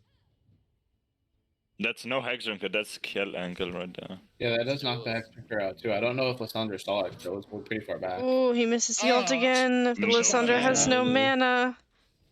Oh, she had enough mana to take that though. Doesn't he? Yeah, Did that he was get the kinda wave from the crazy. tower? Or is it just? Oh, it crashed. It didn't crash. Pretty good. 30 CS left. You don't need mana to recast it. Oh really? No, yeah, you just so I need to think he cast the takes it. initial time. Yeah, I don't play that dog champion, bro. It's sleeper. That's sleeper? Yeah, that's sleeper. Very. I don't like control mages. Don't do damage. Oh. So you play Annie and already Annie does that's like damage. sleeper. Wait, her why are her we team shit fight is talking control crazy. mages? She What is gets a this? 1 kill. No. Yo, Mon, you can talk. You lost. personally. Jeez, you lost to BlurrWolf. You I cannot don't like talk. boring. What did you do? Oh wait. Yo, I would have won against you. Okay, come 1v1 right now. No. Sorry. I mean, All right, guys, chill. I think Drug's recording this. Can we just chill? Yeah, please. Yeah. He's got 20 CS left. Yeah, 81 to what was it? 71. Yeah, at least a 10 CS lead. Yeah. Slow pushing towards her though. Oh wait, no, it's not. I feel like he's gonna all in her when he Slow gets pushing ult. towards them. Well, he's got ult up in like 10 seconds. I think it's Yeah, int if he tries to all in. He She just can went dodge it though, maybe. He has to play another game. I played 100. Forgetting, he's 15 CS off of winning. Yeah, it's kind of over. Yeah, I just play for game 2 Unless here. you can take tower. Oh, right. Lysandra could actually just play for tower thing. I mean, she doesn't have the damage to kill him, so I mean, he might as well fight. Okay, he lands the ult. Yeah, she has he- to run. But if you can force her off of the CS, it's free to hold the If he kept Q on, he would have followed. He doesn't want to. I mean, he would have killed her. I don't think he does. No, he'd be on cooldowns. Yeah. CS matters more right now. 10 CS. Yeah, it's over, I think. There's 7 here. Or it's just it's too much to sustain. 6. No, he's right there. Not over yet. He's gonna fuck up. I see it coming. He's You're gonna, right, he's gonna run right past him underneath. He's gonna do a his classic warrior play. He's gonna do a classic warrior play. where he He's just dropped like 6 free CS here. Yeah, I was gonna say. I don't think he wants to. Yeah, but he wants to kill. Bro, it's Barcode. He doesn't want to win like this. What do you mean? But he's got one more game. Why not? Yeah, it doesn't actually end. It just brings him to Because the his second. pride. It's only down to like what, 4 CS now, 5 CS. He's at 92, 93. This is over 50 The other bucks, person's man. at like Who cares how 87. you win? Yeah, that's the thing. Is he's also not far. Like he doesn't have time to let them just Yeah, chill. either. 94 CS. All he has to do is finish this wave and he wins. Yep. And I hope she notices that and stops him because Okay. he's got 5 CS left. She literally can't. Yeah. She's just letting him win off CS. 95. He's actively trying. Maybe he just doesn't realize. No, No, he does. I don't think he wants it. Yeah, he doesn't want He it. keeps like tapping. He's checking CS. 97, 98. He's got the Try ult to off. actually- He wants to try to actually kill her. Yeah, she knows. 98. Okay, 99. He's It's one more minion. One more minion and he wins. Lissandra This is unfortunate. And he wins on 100 CS. Alright. That's GG. I want them to just fight it out. Just send it. Send it. He just wants to fight it. Yeah, you already won. Might as well. I think Snoorlax doesn't know that. Yeah, it's over. Snoorlax. You might wanna tell him. Yeah, he didn't notice. I let them know already. They're fighting it out because they can. Okay, one more round.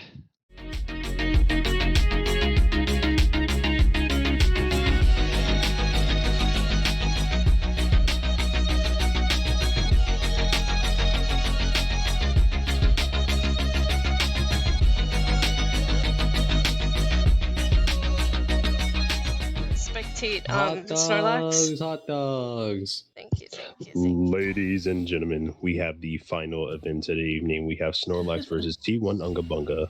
The Oh my god. passing through, and it's Which going to one be. is he? Which one is he? If you're He's the Talia Talia, or I something? believe. I believe he's the Talia. He's the Talia. We have a wonderful. He actually hard wins this. I am gonna deafen. We have a Talia into Fiora this matchup. I'm pretty sure Fiora has the upper hand, though I'm not a super genius. Okay, but why cut down? It honestly depends. It is a large Cut skill down and matchup. the fucking He doesn't have cut down. What do you mean? Sure, but Talia can never use not cut her down, excessive damage with the dashes on top of the fact that Fiora has a free parry every time. Bit of right because she's a squishy and he's not gonna be low. That's not exactly the case. There's a lot of bait potential for You can poke him easily. to bait out that W, and it does have a relatively long cooldown. So the bait potential is still there. If you could bait out the parry, that is an easy W that leads into instant a burst combo. But in long extended fights, Talia is going to be losing a lot. So it's going to be quick burst trades. Or zoning out Fiora to get a CS win or a tower win. There are many ways for this man to win. Depends on how he's going to go about it. Nah, I think Fiora just wins 6, or actually 3, All have which is flash now. on D. That's crazy. Here your race. Forget about Forget about who we think is gonna win. Let's just watch them play it. Yeah, just like This is going to be an exceptional game, I believe. The Hex Drinker for the fourth game in a row. I'm sorry, Austin, are you a commentator? Yes, I am. I didn't think you were anyway. As I was saying, Hex Drinker for the third game in a row. I'm very excited to see what this Fiora can do into this Talia. He's been going Hex Drinker basically every game, running into AP matchups. Turn this shit off. I really like the way this looks. I think Hex Drinker needs a nerf, and this Fiora is proving that. Oh, T1 Unga Bunga is reaching out to the audience saying, Nova, I'm going to show you how to really play Fiora. That's absolutely insane. Do we have a Nova in the audience? How do you feel about this cry? We would like to hear it. I beat him 1v1 on Fiora any day. All right, so we have coping from the crowd. That's unfortunate. He would just be showing me. Looks like we have a large dose of copium in the crowd. It's not illegal, so he'd just be making. Definitely not illegal. Maybe someone's selling it at one of the stands yet again, thinking that this Fiora one trick is better than the better Fiora one trick. See, as you can see, Snorlax is doing what exactly I expect him to do, zoning out the Fiora, staying within range, so that way Fiora can only do a quick trade. But it looks like she's hitting these marks, and these trades are actually quite intense. That's right there. It's all over. It's all like over. that. She goes for the dash parry and then always wins. That was fast. A minute and a half. GG's. Oh, was that a flash cleanse at the end of the game as BM? I think we need to disqualify Donkey. That coming. You're right. Honestly, that was his second defense. Get him out of here. That was his second defense, and he flash barriered. Yo, what the fuck? You guys are capping. Wait, did you guys disqualify Barcode? Do you guys understand what he did there? Hold on. Yes, I did. Yes. Okay. So what he did was he dashed to proc Talia's E and immediately parried because it's a displacement and stunned Talia and immediately went for a passive proc. Dory trying to turn this bitch into a teaching. That was wild. He's like, you can do that with Vanguard Cage too, by the way. GG, everybody. right, Very great games. You all played really well. Thanks all for joining. Dory, I'll let you take over. Yeah. I'll send you guys all the codes in the I'm gonna DM. say. So since me and Jacob are commentators, we get gold coins. Yeah, you guys get some gold coins. I won 7 million. Wait, can I get gold coins for? I am 4? actually going to, before you guys even said that, I am actually going to be gifting everybody gold coins in the server. So. I can